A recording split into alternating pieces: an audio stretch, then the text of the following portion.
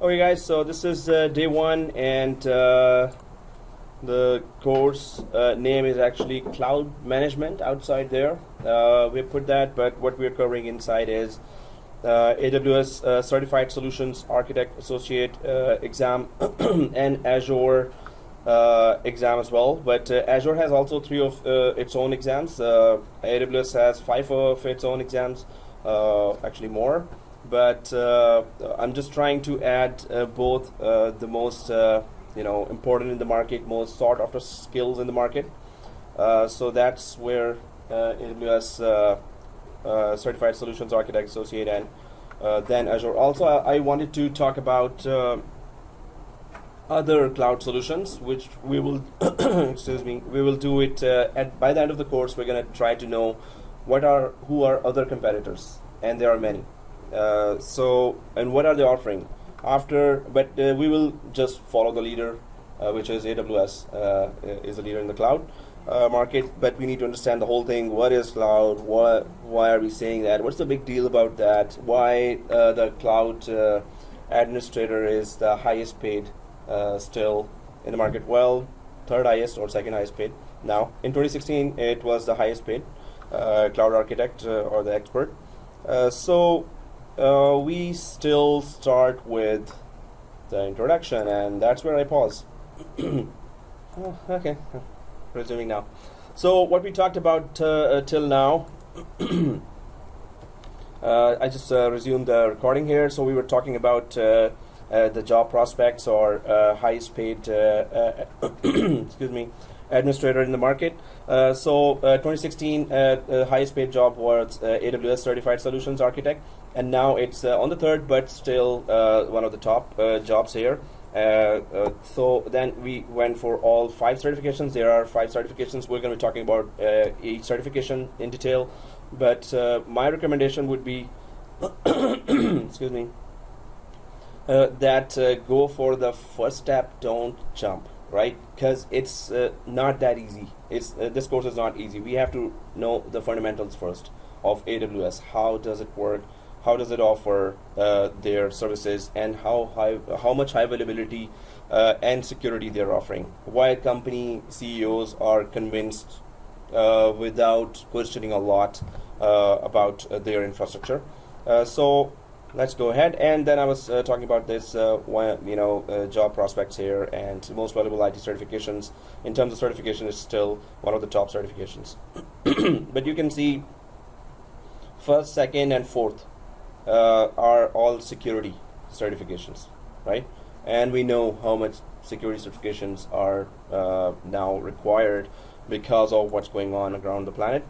So job postings here again, 2014, 2015, 2016, 2017, it's still an upward trend here for AWS Solution Architect, Google Solution Architect, and Azure Solution Architect, right? So Google is of course gaining some weight in the market here as well, but its main competitors still are AWS and Azure. And how do we just know right now, okay, how many jobs are there for AWS, Azure, Google Cloud, and all other vendors? Just go to indeed.com or monster.ca, just type AWS jobs, right? Or type AWS Toronto, AWS GTA, and you're gonna search. Yep. What is the meaning of this percentage? 0.061. What does it exactly mean? So it's just see this percentage of matching job postings, right, on the left side here.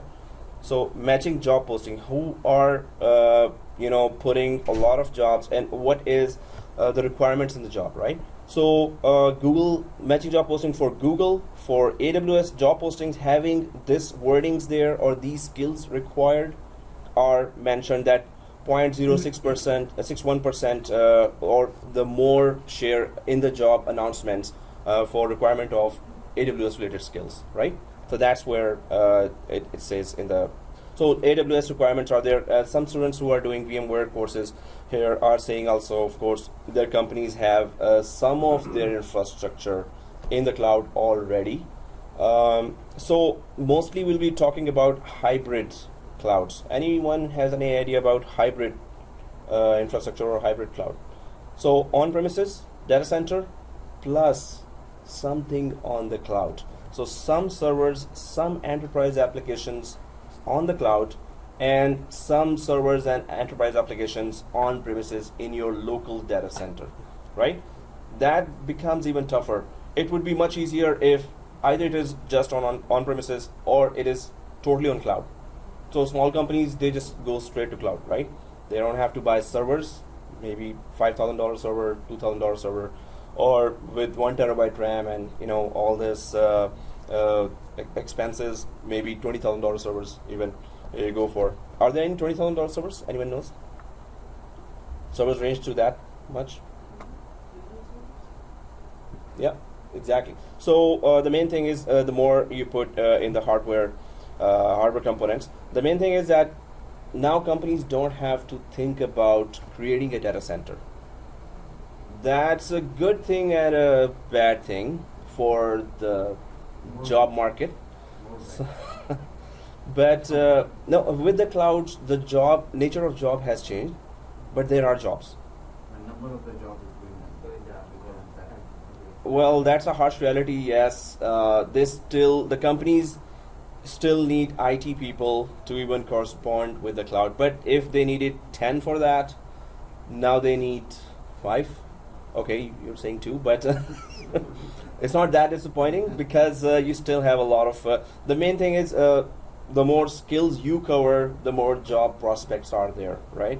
And if you identify this is the latest trend, this is something more in demand in the market, and you do those certifications earlier, you get the job sooner. Okay? Quick question. I heard that many of us have certification on the networking side, CCNA, CCNA. The question is, what is the good combination? Like people are coming from network side, administration side, many different areas. So who is the best fit for this? Oh, okay, that's a slide upcoming that I've mentioned what are the must-haves. But since you're in the market already and the number of certifications you told me, it's already, I was like, huh? I was already, whoa, blown away. So when I say do this certification, you've already done those. I was about to say all those. The slide is upcoming. It's still coming, and I think all of you have done. I think so. You will see that slide, and then we will talk about that. But definitely, there's a combination here. Market is looking for certain specific skills. If you have a combination of those skills, you are more attracted towards the employers there, right? So let me just go ahead. History of AWS here. So in 2006, Amazon Web Services began offering IT infrastructure services to businesses in the form of web services, now commonly known as cloud computing. So these are just web services offered through the browser, and in the background, you're accessing their data center. In the background, they are just putting there are hundreds and actually not hundreds, thousands of servers there. That one of the servers you are connecting randomly, and then you're using that service, right? But we're going to go in depth or in detail some more. So one of the key benefits of cloud computing is that businesses no longer need to plan for and procure servers and other IT infrastructure weeks or months in advance, right? So first thing the companies don't need now is to order those servers and high-end servers, but companies may be going to cloud, but they still would want to, especially large-scale companies with thousands of users, would want to have still their on-premises data center, right? And then it becomes automatically a hybrid model where you have on-premises services being offered to your clients as well as cloud services being offered. So you will see very few companies that would really totally want to go to cloud, but they don't want to miss it as well. You won't see a company now that does not have a plan or did not already went to cloud. So even when the banks and government, there's a government cloud as well. I mean, so when we talk about virtual private cloud, there's a gov.aws.com as well, which is totally separate cloud, which is not open for public, and only government can access those set of thousands of servers and data centers. So there's just government cloud as well, right? For AWS I'm talking about. Azure also, Microsoft based cloud. Governments are using that as well. So this means it is very secure. they have billions of dollars to spend on security, state-of-the-art security, and they have their own R&D research department for coming up with the best security options for governments, servers as well as the banks. So the main area when we talk about cloud, if banks and governments are going, yes, that's where the companies will follow as well, and they will be really inquisitive. Why? What's the big deal? And first thing they see, that they're saving a lot of money. Companies, outsourcing, so we lose jobs here, but jobs are given somewhere else. Still, why? Companies are making money out of that or saving money out of that, right? So that's where the cloud also is offering. And if you can save companies money, they would love to hire you, right? So let's go ahead. Instead, they can instantly spin up hundreds or thousands of servers in minutes and deliver results faster. So we can just spin up as many servers as we want, because once now we go, so we will have our own AWS subscription. I will tell you how to do that. We will be going for a free tier that for 1 year. AWS is offering free use of AWS. We are approved college for teaching AWS, but of course after accounts confirm me, then I can give you more services. I can offer you more services, right? So the thing is that we're going to be creating our own account. Everyone has to create their own account. You need to use your credit card because AWS wants to know you are who you say you are, right? So they need to have a proof, and the proof is with credit card. They're not going to charge you, and wherever there's a chances of charging you, it could be 50 cents or $1, maybe $2. So don't be threatened that it will charge at once $1,000 or $2,000. No, that doesn't happen. We've been doing that, and they haven't charged. If we have used a service that might have some charges, it could be not more than $10. So be ready to at least spend $10 for your career, as I'm saying again and again. But it's no big deal there. And if they charge by mistake or unexpectedly, they will lose a business a lot. So they are very careful not to charge you for what you haven't used. Yep. Quick question. These days, there are many companies who hosting their service. Yep. Telus hosting, those type of companies. Those companies offer the servers which you access through the VPN. Yep. Would that be a cloud? Or is it necessary to have the access of those servers through the browser or through the Yes. internet? It is browser-based access. Browser. So if it's not VPN is browser-based, VPN-based, what you call it? So VPN is just remote access to your infrastructure, right? Yeah. So that's remote access to infrastructure. But when you call cloud, it is mostly it's referred to web services, right? Service. Although they can offer VPN connections as well.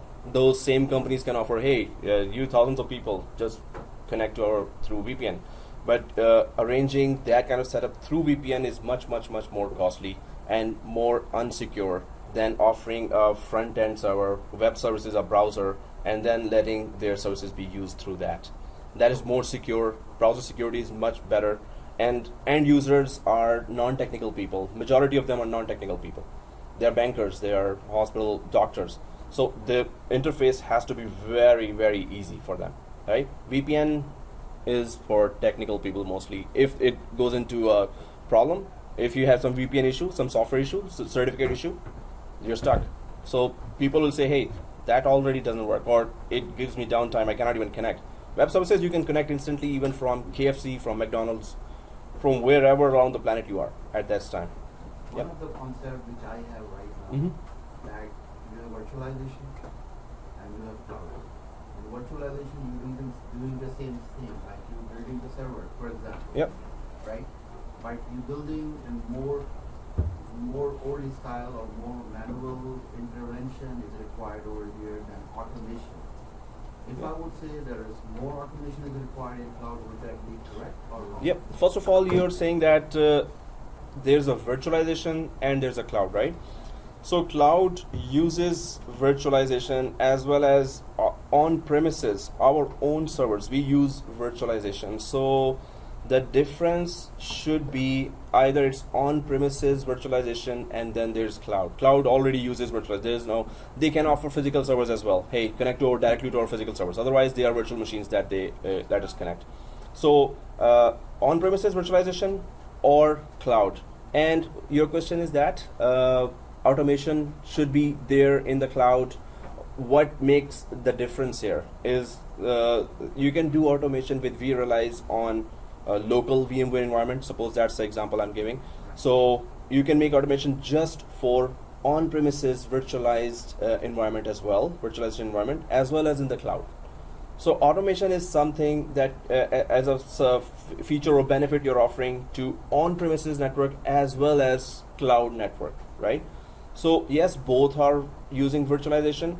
Automation could be done to both as well. And in a hybrid environment, if they're both connected as well, automation could be offered to both as well. But this is not the dividing factor or separating factor that, okay, because it uses automation, that's why it's called cloud now. Automation is just a service you're offering, just a extra feature you're offering, right? So, okay guys, so we can just get up and running with thousands of servers if your company is willing to pay, right? So today Amazon Web Services provides a highly reliable, scalable, low-cost infrastructure platform in the cloud that powers hundreds of thousands of businesses in 190 countries around the world. So it is widespread. We are seeing the ripple effect in the job announcements. We are realizing now that, okay, everyone is asking now AWS. Why? Because they are already spread across the globe. And why they are offering across the globe services? Because they have so many huge data centers across the globe in every continent, right? So I'm going to show you a map now where they are, how widespread they are. And then we're going to go for certifications. Then we're going to talk about services. What's the big deal about services? So with data center locations in the US, Europe, Brazil, Singapore, Japan, and Australia, customers across all industries are taking advantages of the following benefits. So there are some, well, first of all, they are present across the globe, right? They have the biggest investment done across the globe. Then Microsoft follows.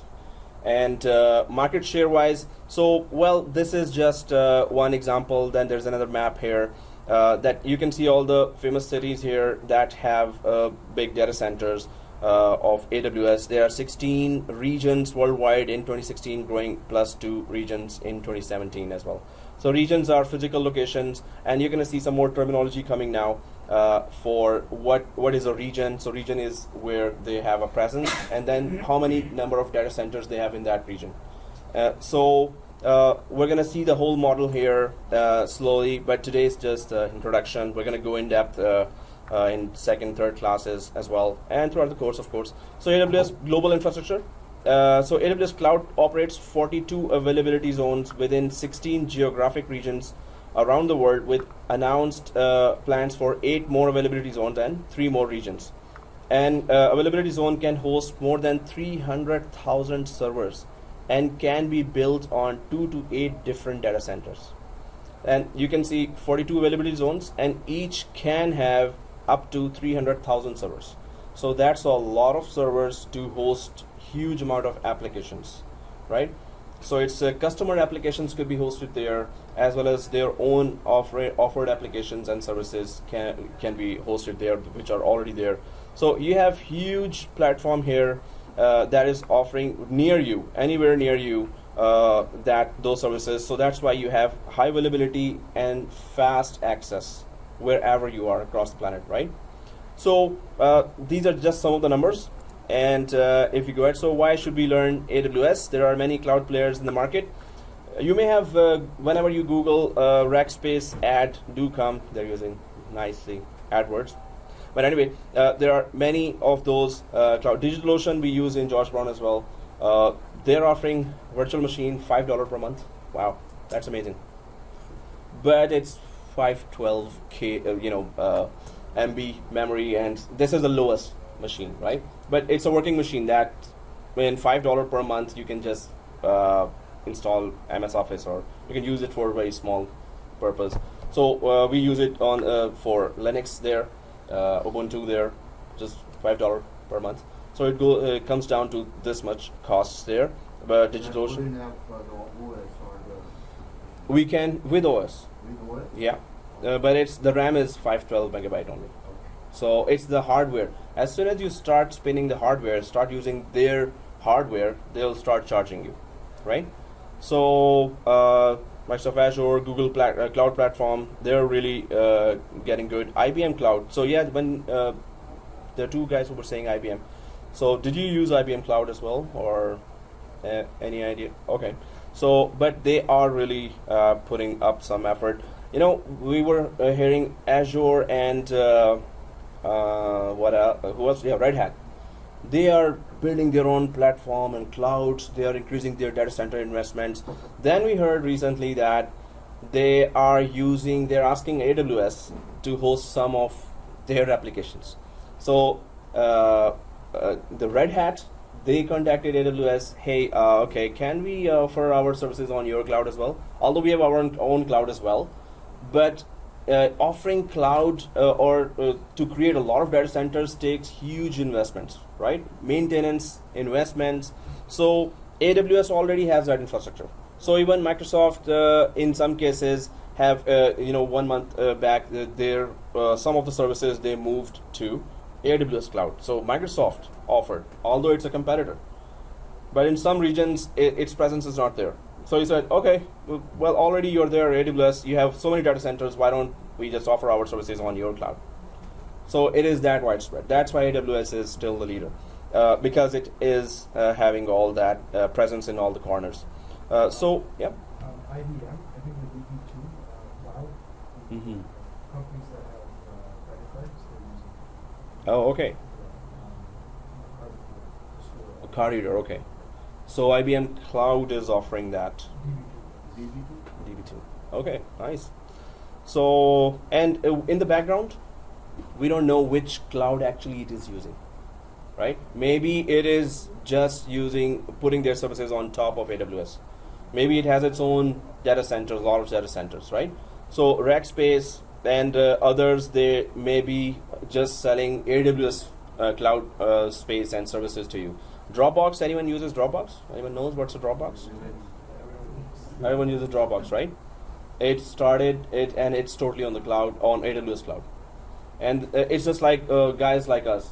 Okay, let's offer spaces, this space to other users. And that one guy started that business. Now he's a millionaire, and Dropbox is a real success. I use it. We all use it, right? Then there's a box service as well. Then if you have an idea, that we'll be talking about all the services. There are many. There are 1,000+ services offered by AWS. Different services related to databases. We offer this kind of database, that kind of database. About storage, we offer this kind of storage, that kind of storage, and we will just charge this many cents or this many pennies there. So there are many services that we will be introduced to, and then if you're creative enough, you can just start your own company on top of those services, right? And if that idea is very creative, there are millions of users connected to internet that would be willing to just go ahead and get your services, right? So we're gonna try to know what AWS is really offering in the background. So major cloud players and compute market share. So share of 31% in the global cloud computing market for Amazon and Azure, 11%. So 31% against 11% in the global cloud computing market, right? Oops. Oh, it's not that clear. How come? I should be looking here as well. So okay, so I'm just reading it out as well. For some reason it's not giving us the correct display. Sorry about that, guys. Is that okay now? No. Yeah, it's somebody. This one here? At the bottom, yeah, it was missing. Somebody used kickboxing to, You have to push this one down. Hmm? Down. Oh, it doesn't work that way, but anyone knows kickboxing? Okay, so if somebody mess with if I mess more, that's not going to be good, but okay, that didn't do anything. that didn't do anything as well. Did you try to put it? That's bad. What happened? It said it was okay. Huh? You tried to put it? Push it. Okay. You couldn't push it, See? Oh. It's stuck. It's Stop, there's stop. it's not pushable. Okay. Oh, there. Oh, okay. That's Zoom. That's good, right? That's not changing the actual. Yeah, that's a Zoom. But I need to have the controls. I didn't have any experience on those. Oh shoot. It's not changing. I need. Hey, it's supposed to be a smart board. Yeah. Maybe it's Maybe hard, it's just maybe it's hard work around smart. Maybe it's just the resolution on the screen that's white screen. Yeah, there's that menu here, and I just pushed the wrong button. You want to keep The boss will say, "What did we talk about buttons? Not pushing buttons." Can you pause? Oh, I need to pause. Oops, because I just put the input one. Oh, sorry guys, this was not what it was yesterday. It was fine until somebody messed it up.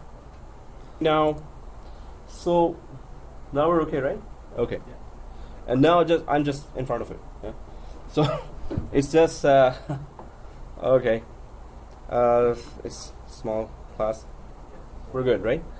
So okay, share of 31% in the global cloud computing market and 11% in the global cloud computing market. Hey, that's a better view. That's good. Is that good now? Yeah, that monitor was really blocking the whole thing. Okay, guys. So we can see the market share here and downtime. That really counts a lot. CEOs would really be interested to know how much downtime per year was there for the cloud, and then we went for the two big vendors, the competitors in the market. So AWS had 108 minutes of downtime in the whole year, while Azure, on the other hand, had 270 minutes of downtime. It's just minutes. 270 minutes is how much hour? How many hours? Oh, anyone good in maths? Less than 2 hours. 2 hours, right? The whole year. Does it mean No, totally offline 4 for hours. service at home? Or Services offline in bigger regions, in a big chunk of regions. 4.5 hours, right? So that's a lot. so yeah, for cloud with that kind of infrastructure investment, it should not be that much, but there it is. So, but this is their AWS had 108 minutes of downtime, right? So must be one center or all of the center? it's a chunk. Well, it's global. Normally, it is considered the global blackout, right? But it's large chunks that we normally, or they don't normally see that. So suppose North American AWS infrastructure was down for this much time. So that's millions of users already, right? So that is considered. So suppose one data center in one city went down. So that's kind of not as a total downtime. Downtime. Seriously, why did I say downtown? Okay. So is this what they actually tell to the client? This is what they can expect in terms of the downtime? That happened. What they offer is 9999999. So it's 7 nines, which means that few seconds of downtime we offer. If we don't reach that, they will be paying a big fine for that. But this happened in 2016. That it was 108 minutes for a large chunk that was not available. But that's the best on the planet right now. That's the least amount of downtime by a huge cloud computing infrastructure across the planet. This is a planned or unplanned? No, that's always unplanned. Planned is never. It's never a downtime. Planned is just planned. And when you do a planned downtime, so you always have high availability, right? So you just divert the connections of users to another data center, which has already been restarted, patched up, maintenance was done. So users never know that there was a maintenance done or where we were connected before that went down actually, because users never know that, right? They are redirected to the other set of 1,000 servers or thousands of servers, so they will never know. But that's of course unplanned or some kind of disaster or something, right? So that's the least amount of downtime across the planet Earth for any big company. Now the exam strategy here. So AWS Certified Solutions Architect exams. There are associate exams, there are professional exams, there are specialty certifications. We'll be going for associate, the first one, because we need to know the building blocks of AWS. So I'm going to tell you all the certifications now. There is a 50% discount offered by Amazon Web Services to AWS course students. Of course, that could be offered by next. So I will be asking you to create accounts, and then we will be going ahead from there. Because day one, we're still deciding, right? I don't know how many will show up on next Saturday. So that's why today I would be asking just to create an account for free tier, which anyone can create anywhere, right? But if those who are continuing, then we'll be giving discounts as well. 50% discount for the certification, which is already $150. So 50% discount, US dollars, right? So. Can we create our own cloud at home? Oh yes, any one of us can create your own cloud. So we did that project in George Brown, where Would that be, I gave that. so we would Get 10 servers. Or Get 10 servers, this is- yeah, and then go for virtual private cloud. Could be done from with the help of SCVMM, System Center Virtual Machine Manager for Microsoft. That's just a Microsoft product for creating your own cloud. Just get 10 servers in your 2-bed apartment or 1-bed apartment or a basement of your house. Get a rack, and if some client trusts you, that's it. Just offer that service on your 10 servers and tell the client, oh, that's going to be highly available, that's going to not charge you much, and we're going to be whenever we're patching, you won't get it. So it's downtime you're offering that. It will be, few seconds of downtime per. So what is the SLA you're offering? Depends on that, and will the client really trust you? The client would want to visit your data center as well. So don't tell them it's the basement of the house. Okay. Yep. How about this one? AWS, yes. So you can offer your own cloud if you have properly invested and you know all the solutions, how AWS works really, and then yes, we can offer our own clouds. We can do business on AWS services by putting up our own company name and website, that website name. You create a company, something, yourcompany.com. Add it to the AWS, and then start offering all the services by creating a web page of your own, and you can just offer any of those services, make a company out of that, right? So are we Business going out to of that. build our environment also in this course? We're going to be first learning the whole thing from top to bottom, because if we don't understand services, we don't know where to go, what to do, right? At the end, yes, we can have a custom project, and but I'll give you the whole idea because we did that in George Brown as well. To create your own environment, it's not that easy, and it would require some investment. So I would recommend that really know the inside out of AWS before going for that kind of project. And that one certification would not be enough for that then. At least go for SysOps, system administration. If you're a developer, anyone with developer background, anyone with a programming background here? Have some programming. On which? VB. VB, okay. And if you're a developer, yeah, sorry, and any other? Access as well, okay. So if you're coming from a developer background, that would really help you in creating a business environment on AWS, because you would be going for some coding there as well, right? Which language or software required? Oh, that's upcoming. But we're going to be talking about that 1 or 2 languages. And they're totally different. But if you have a programming background, you can learn it very fast, right? So, okay, guys, there's AWS Certified Solutions Architect exams, associate exams, professional exams. We're definitely going for associate exams, but let's just see what they are. So, Resume. did I resume the video? I should have. Yeah, numbers are moving. Thank you for reminder. Really, guys, sometimes I forget to resume, and that's it. Nothing get recorded. So anyway, architecting exams, developing exams, operations exams, and then there's associate level exams, and then there are professional level exams. Even if you go for, so first of all, if you're a system administration background, you're handling servers, right? You've been handling servers or been remotely connecting to the servers. Associate architecting exam will be for you if you were having programming background. Developing AWS certified developer associate will be better for you. But if you are pursuing that field as well, you're going for creating more codes and scripts there in the environment to get your machines and networks for the automation, right? For the reason of automation and for connecting to some cloud applications. If you are pursuing just the programming, but most probably majority of us go for architecting AWS certified solutions architect associate, which is if you have been dealing with servers in the background, right? Then this is the best exam to go for, and this is the first step I would recommend to go for, even if you have a developer background and you are not pursuing actual development on AWS. If you're going for just virtual machines and infrastructure related skills. Yep. Oh, sorry. I thought you were the question. The developer, any more details they have, like where they can bring it to the cloud service as a. So what can we do with the developer? Yeah, sure. So there is a page for that. I'm just going to be taking you to the page to what they're expecting if you're coming for development or on AWS platform.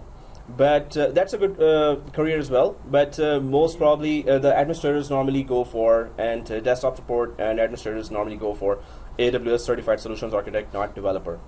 And there are two of those, AWS certified solutions architect and AWS certified sysops administrator. That's the main administration, system administration background skills are required. They're not required, but it's better to have those, right? If you have dealt with servers, this sysops would be your ultimate destination as a starter. But don't start with that. Start with the basic building blocks, the concepts. The basic concepts are not clear, then sysops will be very tough for you. You'll fail. So we don't want to waste $150 for that. So that's why building blocks, if you have done this one, just like you won't go for CCNP directly, right? Should go for CCNA first, right? So that's where AWS Certified Solutions Architect Associate is. And you're going to see it a little overwhelming at the start, that because it is AWS is offering 1,000+ services. You need to know some of those, most critical ones for the exam objective. For the job, we need to know the whole environment, right? For the job objective. So we're going to be going for exam objectives, but ultimately I would want to mention many of those services that are very useful for the job environment as well, because ultimately we are here to get a job after this, right? So we do pass the exam, and if we don't know the skills for the job, it's still a gap. So once you have done these associate level certifications, then there are professional level certifications here. And those are really tough. So it will tell you, it will give you a taste of what tough means when you go for this first certification. So what you exactly suggesting? Go for the associate AWS solution and then go to the operation side? Exactly. So first, 1 year and 1 year. exactly. So first is this, Okay. then go for this Okay. as a career move. If your system administration has been your passion or that was your prime skills. So go for first this associate AWS architecting. Architecting is not like you don't do any hands-on jobs. It is all hands-on as well, but it's gonna give you a very good insight into what are the services, what's the big deal about AWS really. So that's the first step, and we should be going for this exam, and that's what we're going for in this course as well. Although I have put their sysops administrator in the when they are telling everyone what we're doing, what certification we're going for, it's sysops out there for the Netplus colleges saying that. But I will ask them to change this because if you go directly for that, it's going to be tough for you. You're going to be more confused than understanding anything, right?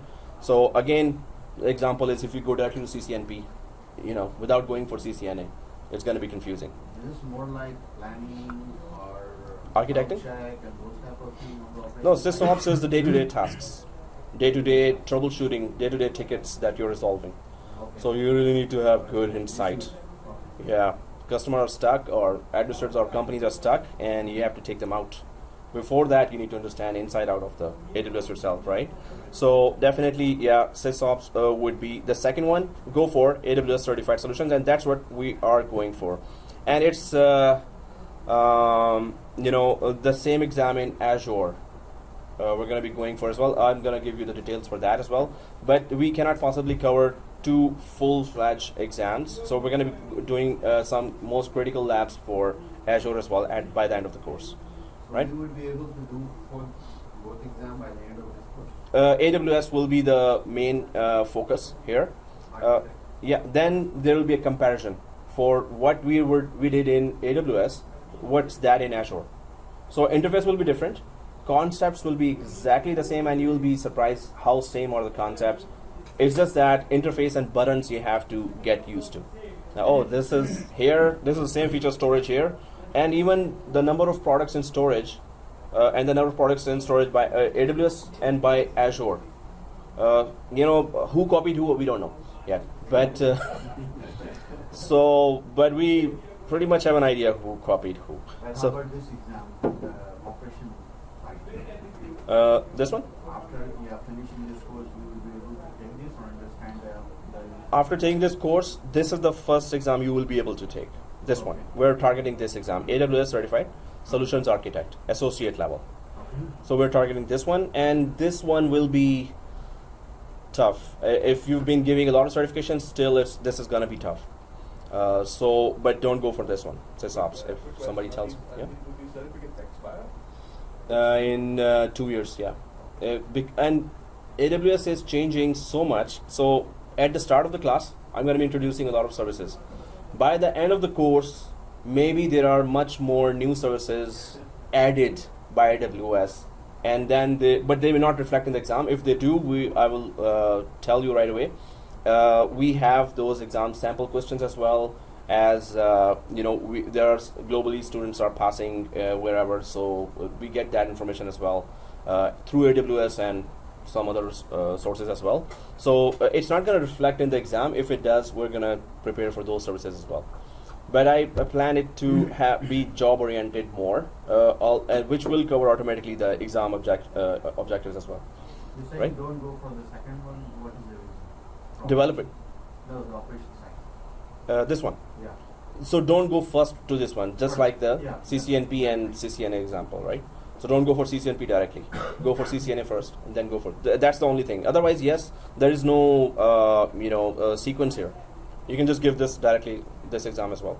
It's just that it would have already assumed that you know all the concepts, and it will start building up on those concepts. It's gonna give you some tough scenarios there, and this is already there, and we don't know even those terminologies yet. And it's gonna just go straight to the use cases and bigger scenarios, right? So that will be tougher for us if we haven't known the basics of AWS. Okay guys, so here then specialty certifications requires one current associate or professional certification. So at least if you're going for any of the specialty certification, then at least you must be having one of those certifications from associate range or the professional range, any one certification if you want to go for specialty. And specialty certifications is AWS certified advanced networking, just like in VMware we have NSX. So it's just networking there, and then AWS certified big data.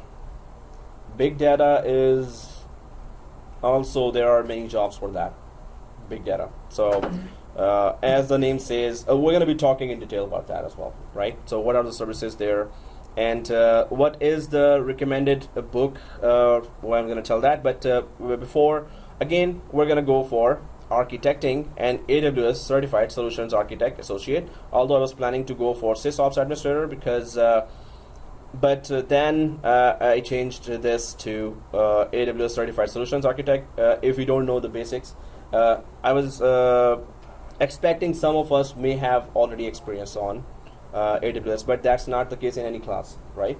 So a majority we're starting, so we're going to start that way. We're going to start from scratch. We're going to understand from scratch everything, right? That's the best way to go for a difficult topic or difficult course. Basically, we are not going to build our environment. Yes, we're understanding our environment. We are learning and what I'm trying to understand that we are using the browser and trying to learn what they offering the services. Exactly. That's the whole idea. Yeah. Okay. We are not building like for example VMware infrastructure. We do have vCloud for the VMware. Yep. Right. And on the VMware side, we use the basic infrastructure, whatever we have in terms of the operation. Yep. Or in terms of the automation. Yeah. Right. And we can create the whole cloud ourselves at home on our laptop. Yeah. The resolution. This is not the case in this situation. In this situation, the cloud is already there. Already there, The infrastructure is already there. Because Yeah. Amazon is offering it. Yeah. So Their data center. whatever they're offering, we have to first understand that, and wherever they're offering the whole infrastructure in the background. So what the Yeah. companies are really expecting, if TD would go for the Mhm. cloud, for AWS, what TD will do that? So what services, how many machines they want on the cloud, and what enterprise applications they are willing to put there. Why would they do that? If that same virtual server and the enterprise application that is on the cloud, if they have it in their own data center, does it offer high availability across the globe or not? If you put that same application there, and per server, per set of array of servers, how much it costs to TD by putting it in their own data center while offering high availability and fast access across the globe to their clients. So does it offer on their on-premises, or they go to cloud and then it is available, it is highly available and it is cost effective? So they can go AWS as a software. Exactly. AWS is software, right? Software defined networking, yeah. Yeah, software defined. And infrastructure. networking, that or data center. Yeah. Just like VMware, yeah. Is DDC, right? Yeah. But the question is, will they go to create the whole infrastructure themselves in their data center with the help of the software or not? That's No. one question. No. So this is specifically Amazon is offering, and they wanna keep everything in control. So TD will go to take the services on it, not the VMware situation. No, first of all, there is nothing on premises here. Okay. So VMware has on premises plus vCloud, right? yes. So there is nothing on premises Like here. you can take everything from VMware Yeah, and you can create your own, yeah, yeah. right? Yeah. Like Yeah. we realize operation and we realize automation. We have those things. Yeah. You don't have to go to VMware is not owning. In fact, maybe I'm using the wrong word. So here, Amazon is owning everything. Yes. They have a control. PD will go there and they will ask, okay, this is the Order. application we want. Yeah. It's not like that. They taking the software from Amazon and they using that. No. No. So- private cloud or public cloud. So if you don't go VPC, if you don't go for private cloud, then yes, it's already made there. So you just go there, pay for the machine, machine is started. You know, when you customize your machine, so you create a virtual machine there, EC2, right? Once you decide to customize it, that's where they need administrators to do that, AWS administrators. So they decide, yes, we're going to put a machine there, but it's not going to be customized with the policies of the application, whatever the application they put there. They have to customize according to TD requirements, the compliance requirements. So Amazon will just give you a basic machine with, if you want to put application on top of this, or if you want, suppose there's SAP application, right? So TD cannot use their hardware No. with this software. Yes. The hardware and software coming from Amazon. Yeah, but you still have to customize. But you will have to customize Yeah, if you know how to run that application. So Exchange is, everyone knows what is Exchange server? Email services it gives, right? So Office 365 offers Exchange server. But if you just go to, as a company, you go, okay, I don't want my on-premises Exchange server. I need Exchange server already installed, Exchange Online. So they start paying for that $35 per employee per month, right? $35 is for, this is the highest rate. They could be lower as well. But Exchange Online, once you buy that subscription for all the users, it's not ready for your company still. Yes, you can start sending emails. Yes, that's not the only basic thing here. You still need, that company still needs an administrator, system administrator who knows Exchange as well, to configure, customize online Exchange, which is already there as a service. You're not handling any servers, but you still need a guy who knows Exchange server on the cloud as well, right? So Exchange Online, still there are huge amount of features that Azure will not tell us to do. They will say, hey, hire your own admin for that. And then the company will be looking for whoever is the Exchange Server expert. Maybe you've been handling Exchange Server in on-premises. That's an asset now. That is really required in the cloud. So Azure give the control or the leverage to the client? Or Exactly. not? Or they take the control? Like Nope. this? So they, hardware-wise, it's under their control. But whenever it's customization of the enterprise application, you have to do it yourself. No, I'm not talking about customization. I'm talking about building infrastructure, your own infrastructure. So what That's- my understanding is we will not you do. are not able to create your own infrastructure No. with this, right? No. How about Azure? Same thing. How- That's the but purpose of the cloud. VMware is better than this. Then. No, it's not better. Because, In VMware, no, can- why are you comparing this like this way? We're talking about the IaaS, right? Infrastructure as a service. As per service. No, what is the purpose of cloud anyway? Let's talk about that. No, my little point is that in VMware you can build your own. You just need to buy the software. You have a data center. You Yeah, I have understand. hardware, software, storage, everything, and Mhm. then you just using that. Yes. Or maybe Yep. you're just talking about. Here you getting the service. They have No. the control. No, that's the basic discussion. Maybe I think we is talking about working for Amazon data center. Maybe something. No, I understand his question. Yeah, as you said. Okay, why are companies going to the cloud anyway? What's the basic reason of going to cloud? So when you're saying we can create our own environment in our on-premises data center, that on-premises is really costing the company to maintain, to have that on-premises data center. The first thing that is really looking bad to the company is they have to maintain UPS. So what are the costs of maintaining a data center, right? So can you join me in this? UPS is required for maintaining data center. Security is required for data center. Servers parts are per year services, per year parts replacement contracts are required, and backbone infrastructure, cooling services. So main thing is that companies don't like to have a data center, on-premises data How center. about the companies who already have their own infrastructure already running? This is already running. They are really reducing it slowly. They're reducing it. They don't, when the servers are going out of life, they're just throwing it out. So they go for Because they have- hybrid environment. They are going for slowly hybrid environment. Now before they had very huge hall with 400 servers. Now it's reducing after 2 years. It's 200 servers now. So it's less maintenance and less amount of area space to rent for that and maintain that space. And it is reducing, right? Because any new application you want to implement, it's already there in the cloud, right? So if you want to customize, yes, that we can do. If you want to go for your own environment, no, I'm going to create my own infrastructure, my own servers in the cloud, and my own networking as well, my own storage that I will be using. It's not my own, I will be purchasing that. The way I will configure is according to my own plans. So that's virtual private cloud, right? But companies are getting rid of their own data center. That's the main thing driving them to the cloud, the cost. It's really saving. Just like outsourcing really saves them a lot of money. Cloud is really saving them a lot of money, right?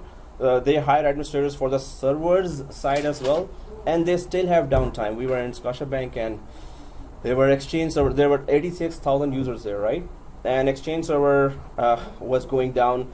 At one time, it was down for 2 days. And we had a high availability service, but that was not good. There were some human errors as well as some corruptions in the software as well, misconfigured areas of those exchange environments. Sorry. So there are many human factors that you will be removing when you go to the cloud. High availability of the servers is not your responsibility anymore now. The data center, the UPS is not your responsibility. Security is not your responsibility anymore. So load balancing is not your responsibility anymore. So company CEOs are seeing a huge amount of money saving here. This question using this one? AWS? Scotia for the Azure for Exchange servers, we had on-premises at that time 50 servers. And having nearly 20,000 mailboxes just in the North American region, and across the globe there were more. But by the time the project was finishing there, they were moving phase-wise to Office 365, many of their mailboxes. So that was 10,000 users already gone to Office 365. You don't have this AWS, right? Oh, they were at that time. It was just 1 year ago. So at that time they were just talking about many services there, but the awareness is less. Wherever there is awareness, and when they see that AWS is much cheaper than Azure, AWS is the cheapest platform, cloud platform on the planet. And I'm using Azure, some of the services. There's a service for storage. I really needed to upload my data. It's 0.001 cent per GB for saving your data up on the cloud in AWS. 0.001 cent per GB. So if it is 2 GB, I had like 10 GB I uploaded. So what would it cost me? 0.001%, 0.001 cent per GB. 10 cents. No, less than 2 Not even 10 cents. cents. Not Point even zero 10 zero. It's so cheap. Yeah. The whole planet is crazy about AWS. Companies are crazy about AWS because it's so cheap. That data center, then they see their data center, then they see the cloud cost, and they're like, wow, why I'm even maintaining this? Per month, it's costing me $30,000, $40,000, $50,000. And there per month, it's costing me $5,000, $10,000 instead of $30,000, $40,000, $50,000. So when you only upload the data, they charge you, or say for example, if you delete that, what? No, they normally charge. So upload data, you can just upload and keep it at 0.001. They only charge when you are retrieving the data. At that time, how many requests are there, how long the request is, how much IOPS the request costed them. So at that time, even the cost is so minimum that it's mind blowing. That why is it so cheap? And it is so cheap because they have invested billions of dollars across the planet for their data centers. So they are able to offer the cheapest solution. That's why some of the Azure services are now on AWS, and some of the Red Hat services. And we don't know how many other vendors have in the background AWS working on that for them. The competitors are going for, hey, can you just put my services here? But they announced actually. It's not secret stuff. And we know Netflix. Do we know that? Netflix moved on AWS, the whole thing. The movie platform. So, and millions across the globe are using that Netflix, right? So to watch movies, but it is working out of AWS. And it's huge. So that's why, and so many companies are going for it. So that's why there's a demand in the market for, hey, are you AWS certified or not? So because in future companies are going there, the awareness is increasing that it is so cheap that we are paying for no reason to maintain our own data center. Banks can afford to have their own data center still because there are some client secrets that they would not want to put on the cloud no matter how secure it is, right? So large companies would always have hybrid environment. You will say that for next 3 to 4 years or even longer, none of the large companies are going totally on cloud. None of them are going. They don't have any plans. But we never know. It's just that if you have your own system administrator, suppose your internet goes down, you're just disconnected. Wherever you're sitting, suppose that area, okay, you change that area, you have to go somewhere else to connect to your company. So you're totally dependent on internet connection now, redundant internet, fast internet connections, right? So wherever you are, if it's slow internet connection, still you're suffering, right? So it better connect with VPN with your environment. So there always are some drawbacks there as well. So without internet, it will not work. There is no separate VPN type of thing. Well, there are separate connectivities as well, SSH based connectivity, but it also still uses HTTPS protocol. So if internet is not there, most probably we're disconnected. But there are, so the more you pay, the more kind of connectivities you are given by AWS as a choice. But yeah, they assume that internet is everywhere. So just get a satellite connection if the company really is going remote places. So you have internet always. Okay guys, so AWS certified solutions architect here, associate. So this is the link for that. I'm going to send you the slide as well. We're creating a Google group. Always I create a Google group for in the class, and so I send a lot of material through that. And this video will be uploaded to YouTube as a private video. I would need your Gmail account for that. If you don't have a Gmail account, create one, because the private video will only work if your Gmail is added to that video, and if the Gmail is open, then you will be able to access that video. Sorry. So that's why just Gmail account I need. So AWS Certified Solutions Architect Associate, this is the exam link for that, SysOps or Administrator, and then Developer. So if I just go to the site here, website. So Hotmail will be work. Sorry? You need Gmail, not Hotmail. Gmail, because YouTube authenticates from Gmail account, and I need to add that Gmail account to the. So I have just the class channel there, where all other class videos are there as well. So you have to subscribe to that to get the announcement that okay, your class video has been uploaded there. And if your Gmail is added, then only you can see that. So here, this is a AWS page here, and AWS Certified Solutions Architect Associate. So all the information is there, and these are all the exams, the links.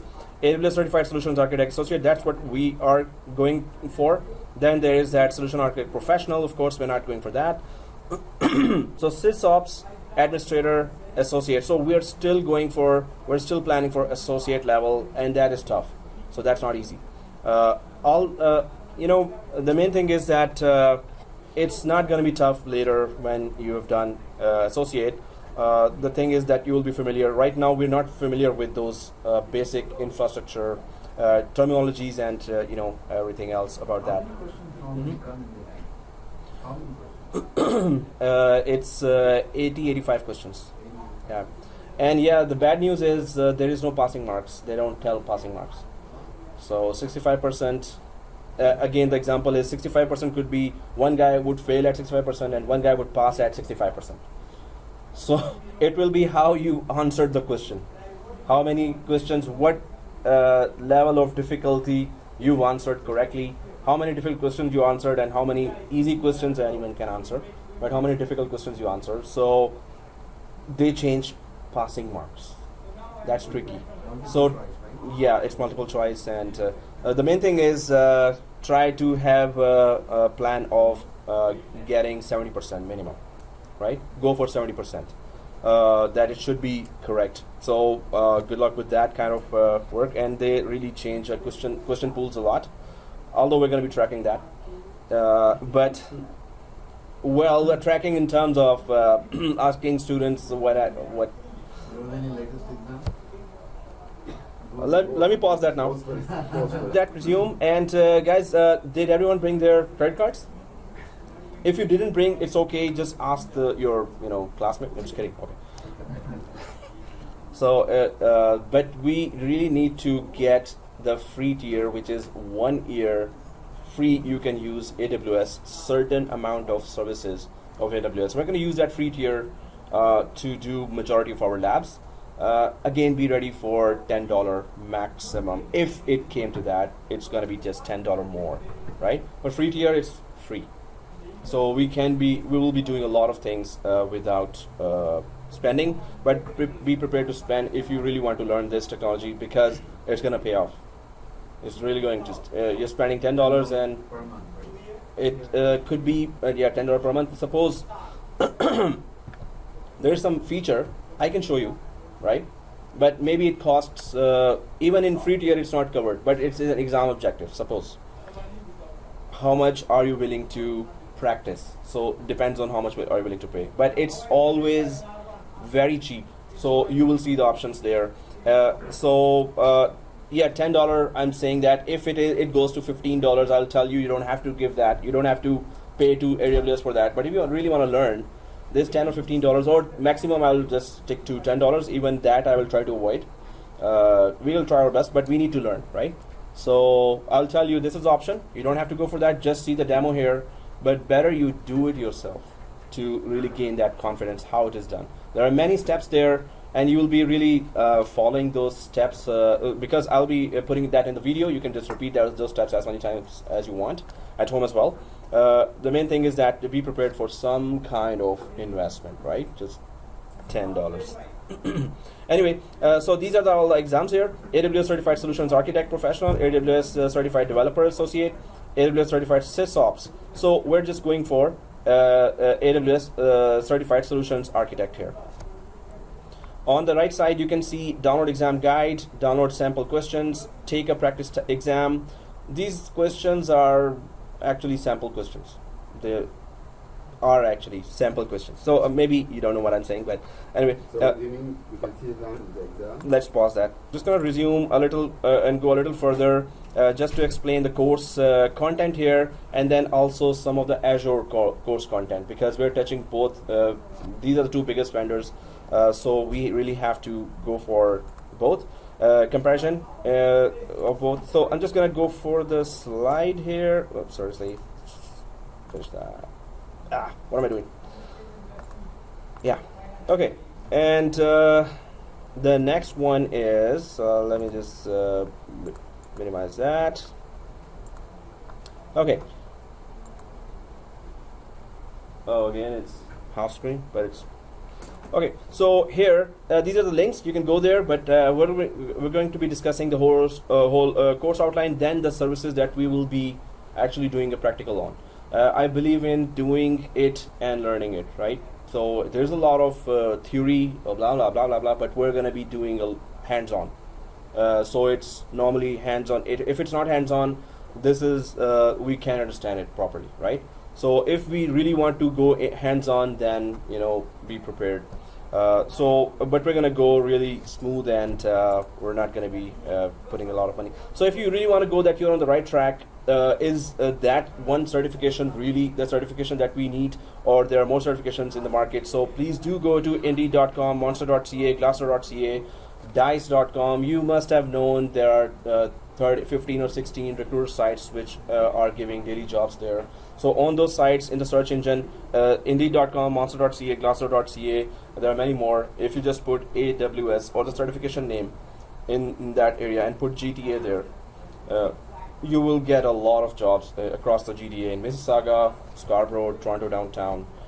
You will see a lot of jobs there, right? So do go there to the recruiter sites and try to check, is that course really in the market, and why it is a big deal, right? So suppose you get a job for Azure, but you are an expert in, or you have done the course for AWS.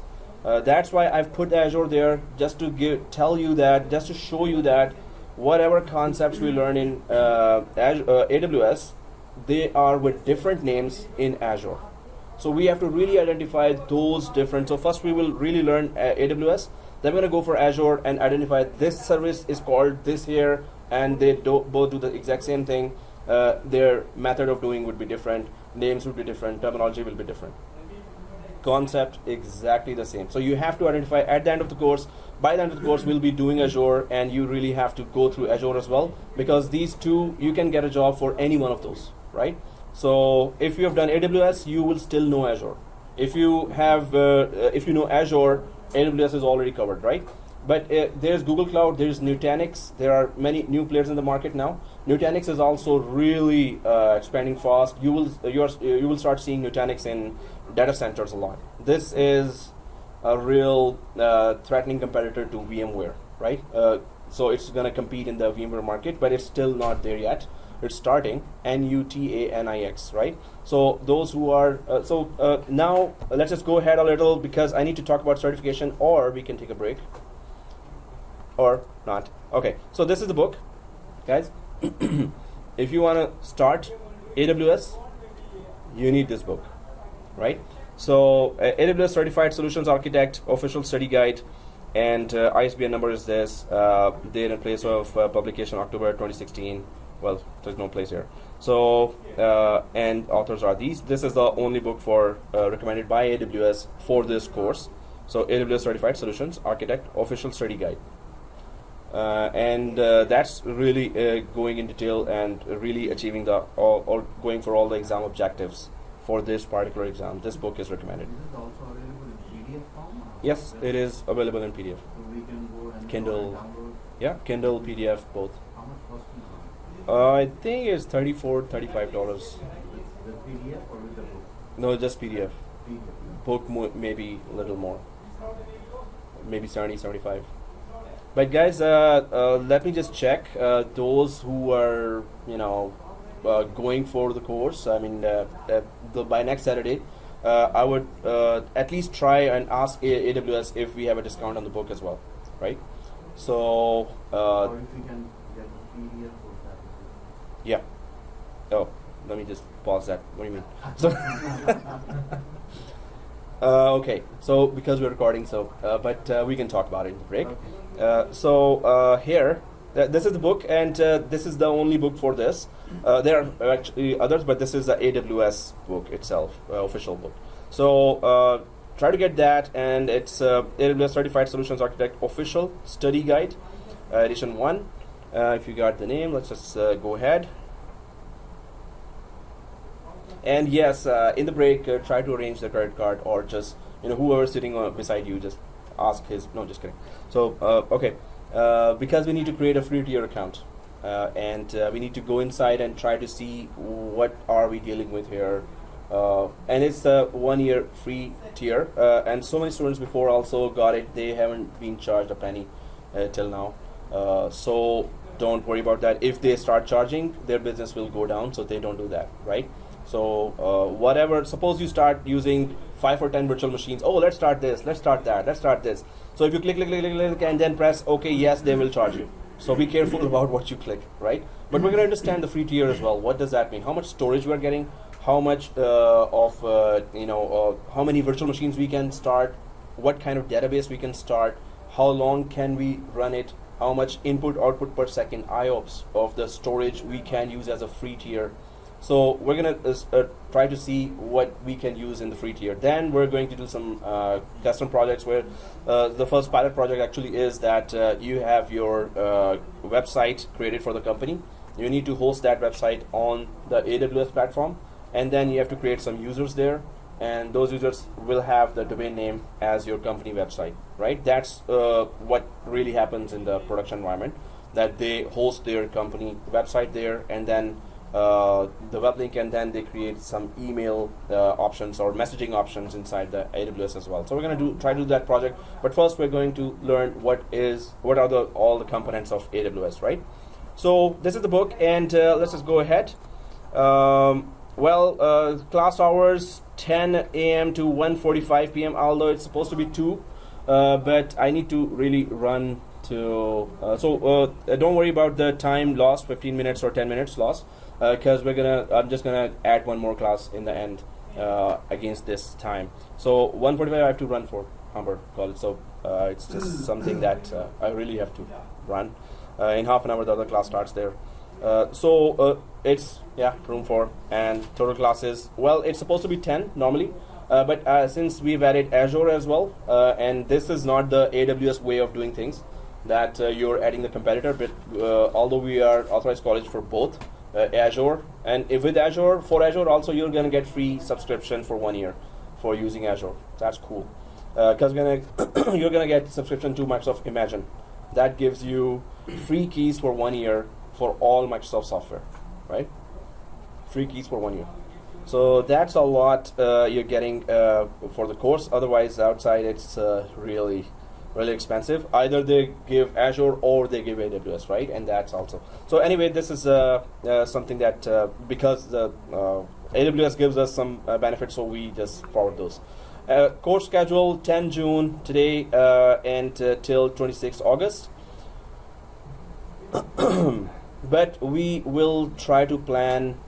If you're okay with the evening classes, like evening online from TeamViewer, we can connect, and every session is recorded. So even if you miss that, you can follow the video. And guys, again, the videos are for those who attend the class.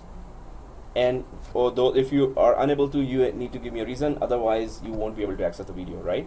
So it's not like videos are coming, so I don't have to come here. That's not gonna be the case. If you're not here, you won't get the video as well. without any reason. If you have a reason, of course, please just let me know, right? Is this possible we can go for the class during weekdays, evening time? Because this is a summer time, so Saturday, Sunday we Yeah. have something we can do. Yeah, it's summertime. I see that you have a lot of barbecue parties and going to Niagara Falls. Invite you for barbecue, so we skip the class.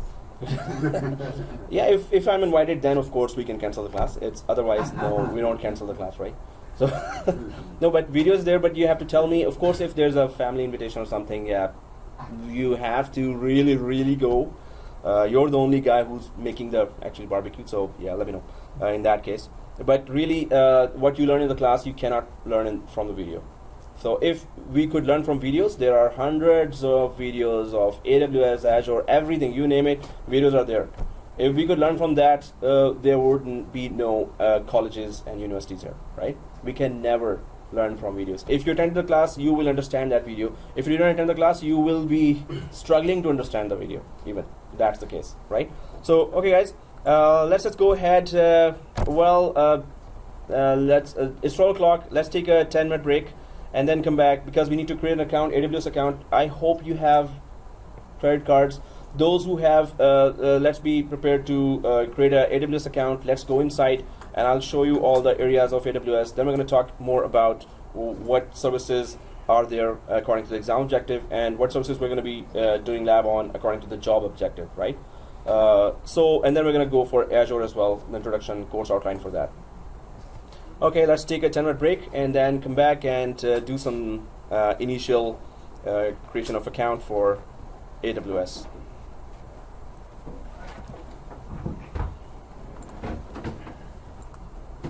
Okay, guys. So, some of these words are you the easygoing type? It's your choice either to be lazy and simply attend the class, not to the instructor pretending you understood everything he said, go home and stay being too busy. So guys, yes, I understand everyone is busy, right? But if we come here, so we are supposed to be committed and we really need to be ready for hard work and for that, because the concepts coming your way, terminologies that we're going to be discussing are not going to be easy. There are going to be many steps to implement something on the cloud, and because I'm gonna create a video out of that, so all the steps you will not miss any step, right? The main thing is, are you repeating at home? So if you're not repeating any of the labs at home, you're wasting your time here, right? So just don't think that, oh, one time I'm just gonna understand and that's it, that's all I need. So no, that's not all you need. You need to repeat that lab, and because if you need to pass the exam in the end, both Azure and AWS, so you really need to repeat the labs again and again. The concepts are not easy, although I'll make it easy for you. I'll try to make it easy for you, and the class will be, kind of not dry one, although I'm feeling dry in my throat. Anyway, so are you the active and hardworking type? Try to understand and follow what instructor is saying. Let me know if I'm going fast, because there are so many topics, and we already decided to include Azure. Already AWS is not easy, it's tough, and then we added Azure as well, and we're gonna just do some critical labs and comparison, so you would have a good idea about Azure as well once we are done with AWS. So that's very good for your job market, for your skills in the market, but it's not gonna be easy, so we will have to go a little faster, but I'm gonna go at your speed, right? I don't want anyone to be left behind. I'm not just going to keep going ahead without caring that somebody's falling behind. Everyone has to be on the same page, must be on the same page, right? So, and we're going to do the lab, not a lot of theory. I'm just going to be doing most of these things, so you'll be engaged all the time. So, the main thing, are we understanding what we are talking about, right? So, let me know if I'm going fast. Ask me to repeat what you don't understand. Not shy of asking simple and easy questions. The more questions, the better, right? And I appreciate those who are asking questions, because you're increasing everyone else's knowledge as well, right? So work on your home lab and SMS me, email me with screenshots, or call me if you are stuck. If I'm available, I'm gonna answer. Well, better, we're gonna create a WhatsApp group, and wherever you're stuck, just take that screenshot and send me whenever I'm available. If that problem is not already really messed up, I can just tell the solution right then and there, right? So we have to engage each other. We have to do this in a group. So that's why we're going to create a Google group. I'm going to create that, and I'm going to add your Gmails there to send you all the extra material, all the other material, including the slide. And we're going to be talking about whatever errors we are getting. Better we get the errors here than in the production environment, right? So, okay, works on hands-on labs, minimum 2 hours daily. Well, try to, meet that, but we understand that we're busy. So let's go ahead a little. Yes, all the sessions will be recorded there, and you're gonna get by the end of the day, at night, late night, you will get that on the YouTube channel. So you have to just go to the YouTube channel, just subscribe that channel, and whatever video is uploaded, you will get an email to your Gmail account that new video has been uploaded there. But there will be videos from other courses as well. There are nearly more than 400 videos there for all the other classes I'm teaching in other colleges as well, but they're all private. So, okay, let's go ahead. Screenshots, guys. Whatever labs you're doing, whatever changes you're making, you have to take a screenshot of that and put it on your Microsoft Word file and email me on my email address that I'm going to give you. Those screenshots will be very, very useful for you, right? So there are so many steps to do each lab. It's not going to be easy to, nobody can remember all the steps, right? So either you have a 4-hour video, which is a torture to go through, but before the interview, I don't expect you to go through the video, 4-hour video before the interview. So whatever screenshots you have taken, whatever notes you have created from the video, whatever summarized knowledge you have extracted from the video, that will be useful for you for the next 2 or 3 years, right? So before the interview, if you have your screenshots yourself, you're going to go through that, and you're going to be easily able to remember what was the concept behind what I'm talking about, or will come in the interview, right? So many students in the job now, they emailed me that thanking me that okay, I made them create the screenshots, and now those screenshots were not only useful in the interview, but during the job they know all the steps because they took the screenshots, right? Nobody has time to watch 4-hour video again and again. So try to create those screenshots, put it on your Microsoft Word file, and email me, and that's due before the next Saturday, before the next class. Screenshots are due, right? So whatever changes you're making, take a screenshot. The more screenshots, the better, or maybe you can just go for screenshots for the main configurational areas. But that's the notes you're creating for your own future, right? Okay, guys, so let's go ahead. This is my number. So either you can text me this information, your full name, subject, Netplus, AWS, I need to know which college it's coming from, and your email address must be Gmail to access private YouTube videos, right? So if you have Gmail already, just please get this information. My email here, itgami@gmail.com, and my number 647-554-9446. So please take down this information and send me so I could just create your accounts, and I have to send this information to AWS as well, because we are now authorized.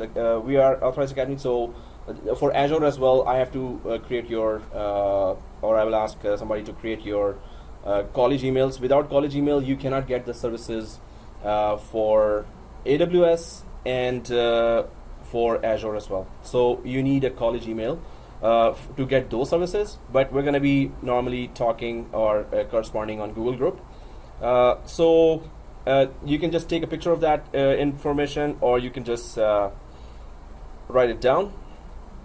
Better take a picture, and let me know what pose you want me in. Like this. Oh, okay. So. Already have a post back.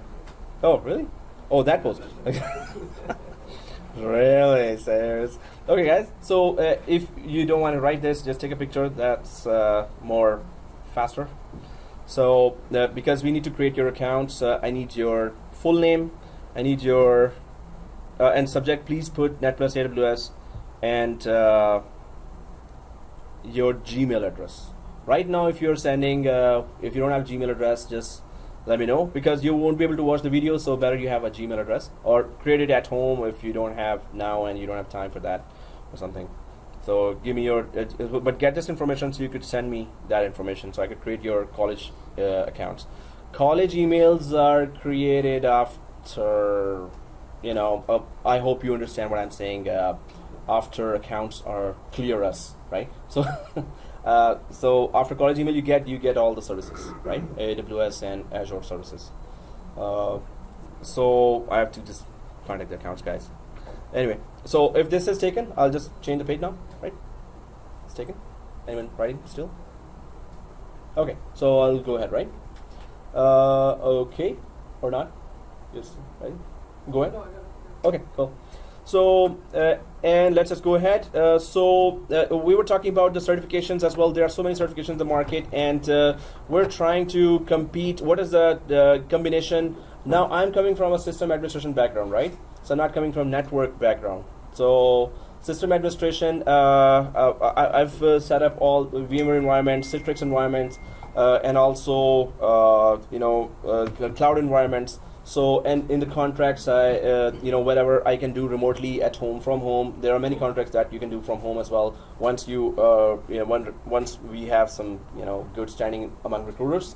So the main thing here is that I would recommend according to what I think is good in the field and what I've seen other students applying for. So if I go for that, these are some of the certifications that I line up there. If you have minimum, there are must-haves here for just going in the market, but it doesn't apply for everyone. Some people already have taken that they've chosen the field, networking side, developer side, or system administration side, right? So either you're just a developer, you're having expertise in programming languages, or you're a developer and system administrator, or you're network expert as well as system administrator, right? So Cisco routers and switches, or Juniper, or Huawei, and also you're doing some system administration. Now is the time for multiple skills. Companies don't want to pay. Well, large companies will still pay for experts, just one field, but majority of the companies would want you to be having multiple skills, right? So whatever latest trends are there, go for that. So now Microsoft and Linux requirement is again back for all kinds of fields there. In cloud, when you're creating a virtual machine, either inside the virtual machine it will be Windows operating system, or it will be a Linux operating system, right? There is no third. There could be Apple, but I don't think so. They use on server level. So if it is Microsoft, you would need to know about Active Directory, right? So some of the CCI students were also saying that okay, I went to the job and they asked me what is Active Directory, and I was like, well, what? So although it was the profile was CCI, Cisco router and switches, but they have Microsoft environment as well in cloud and as well as on premises.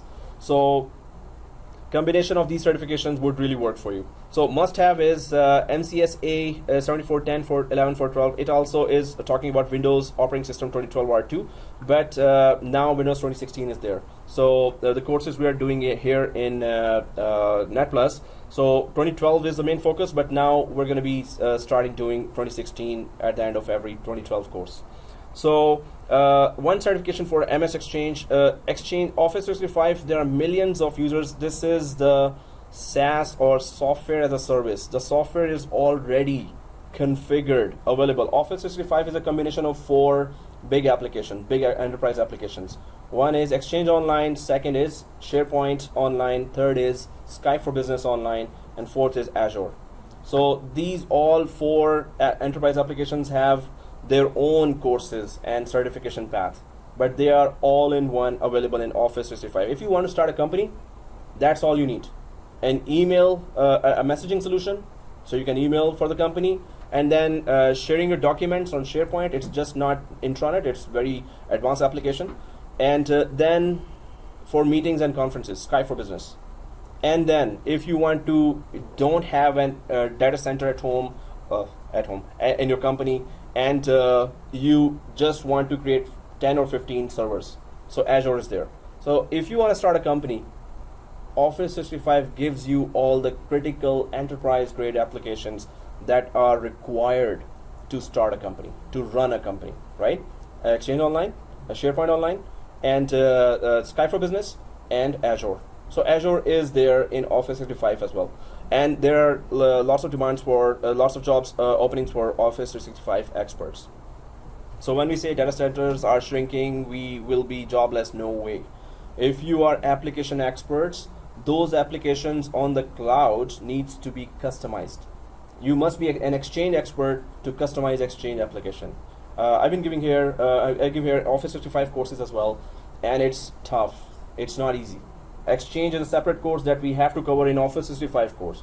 SharePoint is a separate course that we have to cover critical, concepts of that.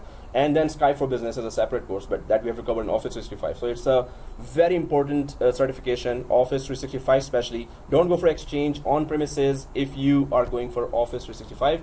But many of the large companies will have Exchange installed on premises. You will see that. So it will be mainly hybrid installation, right? Some on premises, some cloud. So then MS Systems Center Configuration Manager SCCM 2012 and now 2016 version is there. If you're sitting in your in front of one server and you want to deploy applications or upgrade thousands of end user computers across the environment, you can use SCCM. So banks normally go for, and governments and large organizations go for SCCM experts as well. If you have that certification and the correct skills, that is in demand. Recently there were jobs I've seen that were coming from banks. I had a bank experience, I have a bank experience, and I've been teaching SCCM as well. So there were jobs coming, and they were coming again after 6 months. Then same bank, they could not find an expert for SCCM, right? So same for another monitoring application called SCOM, SCOM, which is System Center Operation Manager. But anyway, those enterprise applications are back in business. So if you're just having one profile, either development or network, you will be dragged towards learning some of those enterprise applications, right? So this is for Microsoft. Then there is VMware. If you want to have an idea about virtualization, you must be VCP. Before going to the market for job hunting, you must be a VCP. Do the VMware certification, right? Or having that experience, because in cloud now you're going to be able to understand better how VCP, how the virtual environment is working in the cloud. Citrix now 2017, 2016, one of the highest paid as well. Citrix administrators, fifth one actually, the table I showed you already. So Citrix is in large environments already, and we just finished that Citrix 7.6 course 2 weeks ago. So this is also in demand. You're putting application virtualizations, and that application virtualization works in cloud as well, right? So if you know that model, ITIL, of course, how to manage the IT department there, and how change management is done. So ITIL is something that you will be finding every company would require that. So just give that certification. It's not pretty hands-on. You can just give it. So and then Cisco, of course. If you're not going for networking side, at least CCNA is a must-have. Otherwise, if you're going for CCNP, that's even better, because of course the whole planet is connected through those routers and switches. So, and then one of the two cloud certifications is a must. Now I should have put that must-have for any one of those. So either you go for Azure or Amazon Web Services. Recommendation is okay. So either you go for Azure or AWS. My recommendation, go for AWS, and they will understand cloud. If it's an Azure job, they will be still preferring you, because that's why we're going to compare Azure at the end, right? Yeah. Yes, throughout the Microsoft Private Cloud Azure, it's covered for 365, right? Office 365 is one portion of cloud. Yeah. So if I It's not Azure in depth, but now this Azure is in depth. Yeah, you were saying? Sorry. So if I set for 346 or 347, Yeah. Which that's is what Office you do by 365. private cloud, right? That is the combination of 4 major applications, which is Exchange, SharePoint. Yeah. So it is purely Office 365. This is a cloud offering as well. But what we're talking about is we are building full infrastructure on the cloud now. Our servers, our storage, our network, or whatever they are offering, whatever applications they are offering other than Office 365. Office 365 is already in demand. But then there are hundreds or thousands of other applications on the cloud already. So that's why there is that either this or that certification you have to do, right? If you're done with Office 365 certification, 70-347 paper, that's very good. But if you're going for, first concentrate on giving AWS, because that will give you a good credential in cloud. that you're already covered concepts of cloud. So any other cloud, Google Cloud, vCloud, or any other, they will know that you know the concepts, basic concepts. And nowadays, if you go for the jobs, they're saying that at least you must be expert in any one cloud. Many of the jobs are saying that if you know one cloud, you will know the other one as well. You just need to be familiar with the interface, right? So these are some of the combination of certifications there. Linux is not there, but Linux is a very, very crucial part of system administration. Our bank environment was that the perimeter network was, all Microsoft network was surrounded by Linux. So any data was initiating from Microsoft servers was going through Linux to the routers, to the gateway, to the outside, right? So it's pretty secure and it's pretty cost effective. Companies want to save money. If you have Red Hat certification, that would be a great benefit, but there are so many certifications here. That's why I put just must-haves for only 3. But must-have is one of those cloud certification as well, right? Which I forgot to put. So this is just a suggestion from my side. I keep on giving interviews. I keep on seeing the job market. If you're in touch with Indeed.com, Monster.ca, they just send the latest jobs to your email, right? Just open that and read it. What are the current requirements right now? So you will see right away that, okay, what I'm doing is exactly, or there are many new names coming, so you have to at least open the YouTube and open your virtual machine at home and implement that yourself, right? Do a self-study before going to the interview. So that's a combination that I would recommend there, recommended certifications, but either Azure or AWS is enough for your cloud credential, right? Better go for AWS itself, that's the leader. For virtualization, better go for VCP than Hyper-V, right? Because VCP or VMware is the leader in that, right? For application virtualization, better go for Citrix than the other services. There are many other Citrix third-party services. Citrix like third-party services. Microsoft has a solution, remote desktop services as well. But Citrix is the leader in that application virtualization. So go for the leader, and the industry will know that you know the concepts in that field, right? So, okay, that's it. Any questions? Let's go ahead. So, always better to group together and do certifications. Yes, that's my request here. So, group together and do all the, especially for the exam, group together and try to do combined study for the exam. It's very important. And about AWS course. Now, well, first of all, making decisions based on the AWS recommended architectural principles and best practices. So that's the first purpose of giving the certification. Leveraging AWS services. Now that's a long list of services, and we're going to be talking about that, and you're going to be overwhelmed, but don't be. But there's a reason that it's AWS is leader in the market, and why it is highest paid individuals are there from AWS. So leveraging AWS services to make your infrastructure scalable, reliable, and highly available. Very, very important. Scalable, they really take it seriously. High availability and reliability. And you're going to know how seriously they take that. That's why there's the reason they are leaders in the market, right? So we're going to talk numbers there when we go in depth with their scalability. If one company says, oh, I'm in Africa, and I need at several thousand servers to offer this kind of application to all the governments in Africa. So do you have data centers in Africa? Yes, they have, right? Maybe you don't have, so they ask Microsoft and they say, oh, we don't have data centers, but we have in Europe. So you can just connect from there. So then they will go back to AWS. Okay, you have there? Yes, we have in Africa as well. So they are present in every continent, right? So that's why they're getting the business, because they invested when nobody else was willing to invest in this field, right? So making the decision at the right time.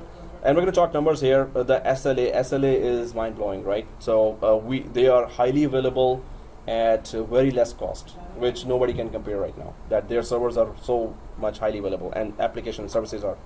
So leveraging AWS managed services to enable greater flexibility and resiliency in an infrastructure.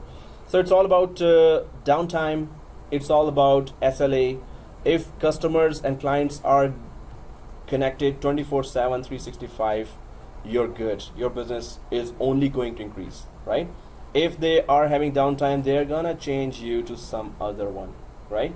So AWS has shown that resiliency in infrastructure, and you knew the overall downtime per year. That's already impressive, right? So that's why they are gaining a lot of big clients. And of course there's a US government related cloud separate available.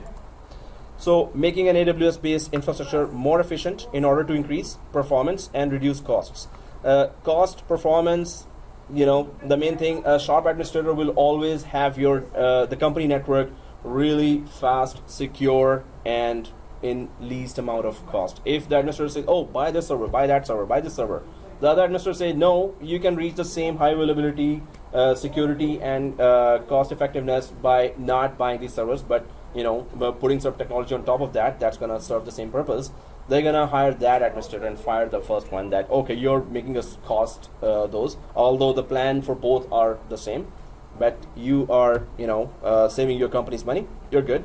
So AWS, when we know that how they save your company's money, they're just going to like it, right? So the companies will. So using the well-architected framework to improve architectures with AWS solutions. So AWS is already well-architected, right? So we're going to know that now. Already we know that they have global presence.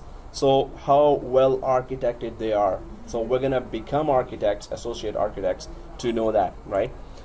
So course content, it's going to be a lot of new words and old words.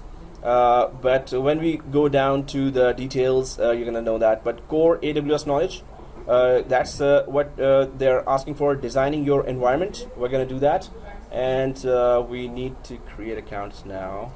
Okay, I'll just go through that. Designing your environment, making your environment highly available. Of course, it's already highly available, but we need to know how highly available it is.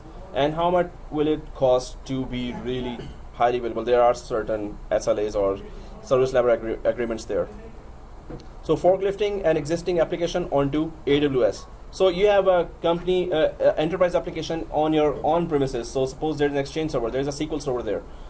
There is some Microsoft Dynamics or some SAP application there, right? So you need to migrate that application to the cloud. Now that's tough. That's not easy, right? So how much AWS is helping you, how much skills you have, how much experience you have, and how much downtime you're giving to the company when you're migrating that application, right? Enterprise application and all the thousands of users that you need to migrate to the AWS.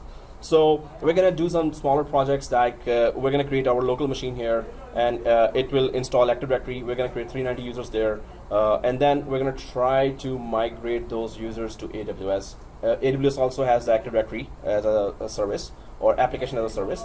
So we're going to try to do this project. We're going to try to buy a domain. I hope not everyone may have a domain, but if you have a domain on GoDaddy.com, so some of us have, but if you don't have, it's just $2 per year, or $1.30 per year.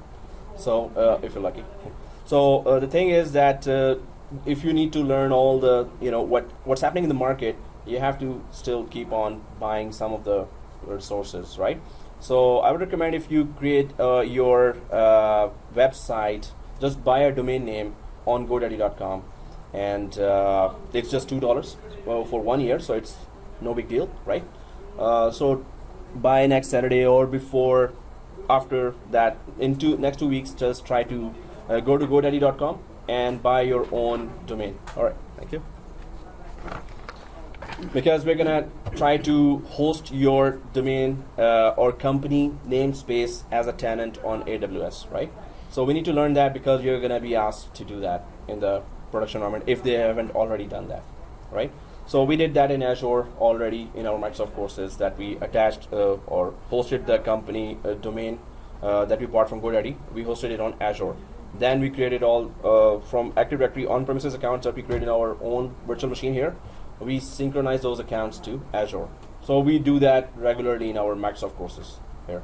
But on AWS, we need to do that too, right? So we need to understand how to do that. So put a company presence on a hosted AWS package. You need to have your own domain. So whatever I'm asking to buy, this is for your own good, for your own career.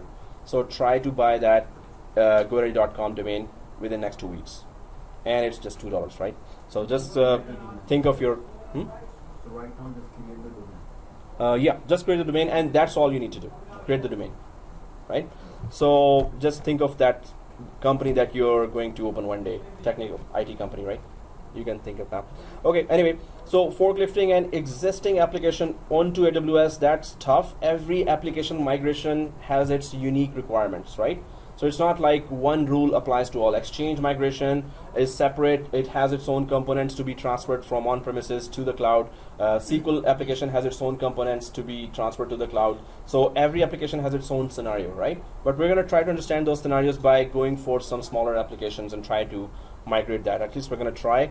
If it costs, I'll tell you already, right? If it costs, you don't have to do that, right? So I can just show you myself. But the thing is that if you try to invest, that's better, but you don't have to invest, right?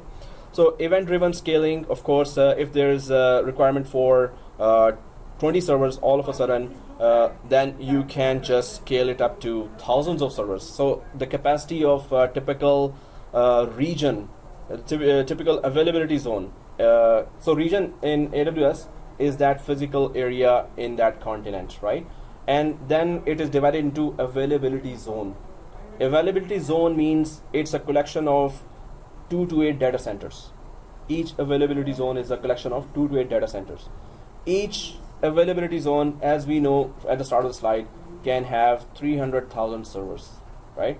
So you need 20 servers, you need 200 servers, you need 2,000 servers. It's already available. The 3,000 physical servers? They can expand to 300,000 physical servers. On top of that, create virtual machines. Yeah. So this is mind-blowingly, scalable. Are we going to get this slides on? Oh yes, sure. So that's why everyone has sent the email. I hope everyone has sent me your Gmail account. So because I'm gonna create in Google group, I'm gonna add your accounts there, and then I'm gonna send this to just the group. So whoever is added, whoever sent me that. You can send it after 2 o'clock as well, or you can send now, because tonight I'm going to do that, or tomorrow afternoon. Tomorrow's VMware class as well, so tomorrow afternoon I'm gonna just send you that. So automating and decoupling your infrastructure. So automation, of course, previously in last 2 or 3 months, there were so many jobs for automation, and they could not find automation guys. So if you have a developer background and you are a system administrator, they really need you, right? Especially PowerShell and all other scripting languages. So automation is the main thing they want. So designing storage at scale. Storage experts, if there are storage experts, they would know right away that there's a lot of questions coming for storage in the this exam. And their concept of storage, we're going to learn about that, the SLA for storage, service level agreement, how much availability for storage they have. I'm already using one of their storage, which is Glacier, Amazon Glacier. That's where I was saying that 0.001 cent per GB they're costing. As soon as I see the price, I just uploaded all my data there, and I don't need to worry about my hard disks, those drives, if they get corrupt or something. So it's that cheap. So we can start using that. Dropbox, I'm already using that. So we are all using that, right? So designing storage at scale and hosting a new web application on AWS. That's where our project starts as well. This is one of the projects. That's why I'm saying that please buy a domain name. And then be ready for that. We're gonna try to host that domain name inside the web server. Suppose you're asked by your company to create one page, introduction to the company with a company domain name there, right? And then so we have to do that all on AWS. How to create a web application? What else we can do? Where the investment starts? Where you have to start paying, and what is free already for the company, right? So company would not know that, you would know that, of course. So we're going to do that here to be ready for those requirements. So the 4 pillars of the well-architected framework. We're going to talk about the 4 pillars. It's going to be a little detailed topic here, but what is a well-architected framework, right? So what AWS says that, okay, now this is what you are supposed to suggest when your boss says, hey, let's go to AWS, but what is AWS anyway, or how basically I can take advantage of that. So because the awareness is so much now that but the technical details you have to tell, because CEOs don't know that.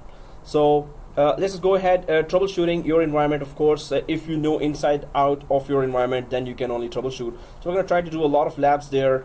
It's not going to be easy, but of course, if you really work hard, this will be easy for you to troubleshoot as well. Better get all the errors here than in the production environment, right? So try to do as much repetition of the labs as possible, and large-scale design patterns and case studies. That's where you become architect, right? So, but that's associate level. That's where you're starting right now as an architect. So we have to talk about design. We have to know where are the main data centers and regions are, and how fast they're expanding across the globe. So that's how we will know that how to design for your typical company of 2,000 users up to 20,000 users up to 200,000 users. So that's what we're going to discuss, and case studies are there. We could just go for Netflix as a case study because majority of us watch it, right? So anyway, about Azure Cloud course content. Well, guys, we need to create that account before the time finishes. I'll just go ahead a little. I'm just going to go back to Azure. So how to create an AWS student account in AWS Educate. So AWS Educate is, of course, the academic side of AWS. So student will have to create a free tier by going to https aws.amazon.com/free. And this is 1 year free account for you, and this is something we need to create now. So we have to go to AWS. It's a form filling. You have to just fill the form and follow the credit card and everything. Whatever they ask for that, just put that information. So can you please all go open the browser, and I'll just be coming to each of your desk and try to help you out with creating that free tier account. And free tier, you can use a lot of resources there already, but of course we're gonna go. So once you create the account, don't configure anything, don't use anything. We're gonna do it together, right? Of course, by Can we create multiple accounts? with the different information, yes. Different information? Yeah, different email address, but the main address could be your home address could be the same, but number could be the same, but different email address. So And is free, different you credit said card for number. 1 year this is free? Yeah, So for 1 year credit just card they're asking for what? After for 1 year? for knowing you, who you are what you say you are. Yeah, So who they're you not say you are. going to charge you? No, a free tier. That's why I'm saying after you create the free tier, do not configure anything. But we're just going to go to places. This is this. This is this. This is this. But don't. You can create one virtual machine, two virtual machines if you want. But we're going to do it together because we're going to see. We're going to learn about that first. This is a EC2 service. This is the storage service. This is the network service, and how much where they start charging, where the free tier domain ends. Okay. Till what resource usage is free tier available. Okay. After that, they're gonna say, "Whoa, you're out of the free tier now." It's not like full subscription is free Oh. for 1 year. So they have given a certain storage to you free to use 1 year, certain memory, because you're touching still their physical components now. So they're gonna use that. So they're gonna give you a limited amount of physical components to be used. Yeah. Sorry, you were also saying at the end.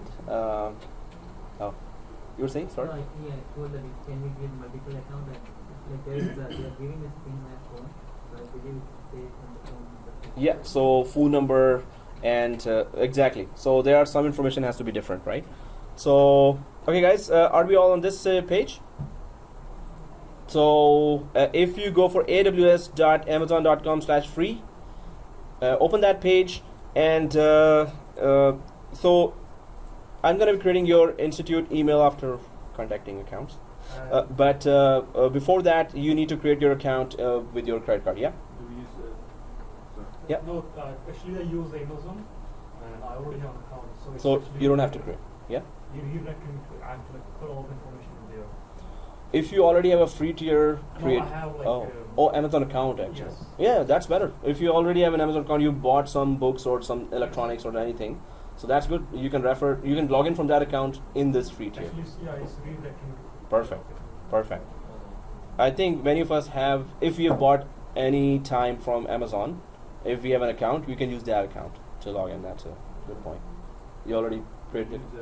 Oh. Hmm. Use basic account or developer or basic. Basic account. So there to create an account AWS on Okay. the right side, top right, there is Let me go there as well. join AWS certificate today. Which one? Not the AWS Educate. It's the simple basic account. So I'm just gonna open that. Yeah, launch management. You already did that? Done? Okay, that was good. That was fast. Yeah. Hey guys, perfect. this is Hemant from Edureka. Today's session is going to be all about AWS versus Microsoft Azure. So we're going to discuss the differences and the things in common between these two. For you, this might be useful for you if you're not using your instances for the full hour. So suppose you don't you use your instance or you launch a Okay, server say only so- half an hour. So if you do that in the AWS infrastructure, you'll be charged for that whole hour. But if you're using Microsoft Azure, you'll be charged only for those 30 minutes, right? But this won't make sense if you're running your servers for hours. Right. Like in our case, for our So company, we are I'm running just or we have set up going our to company's website close some of www.edureka.co the on the sites here, and some of the sites I've been here, so I just disconnected the board because there are a lot of stuff open that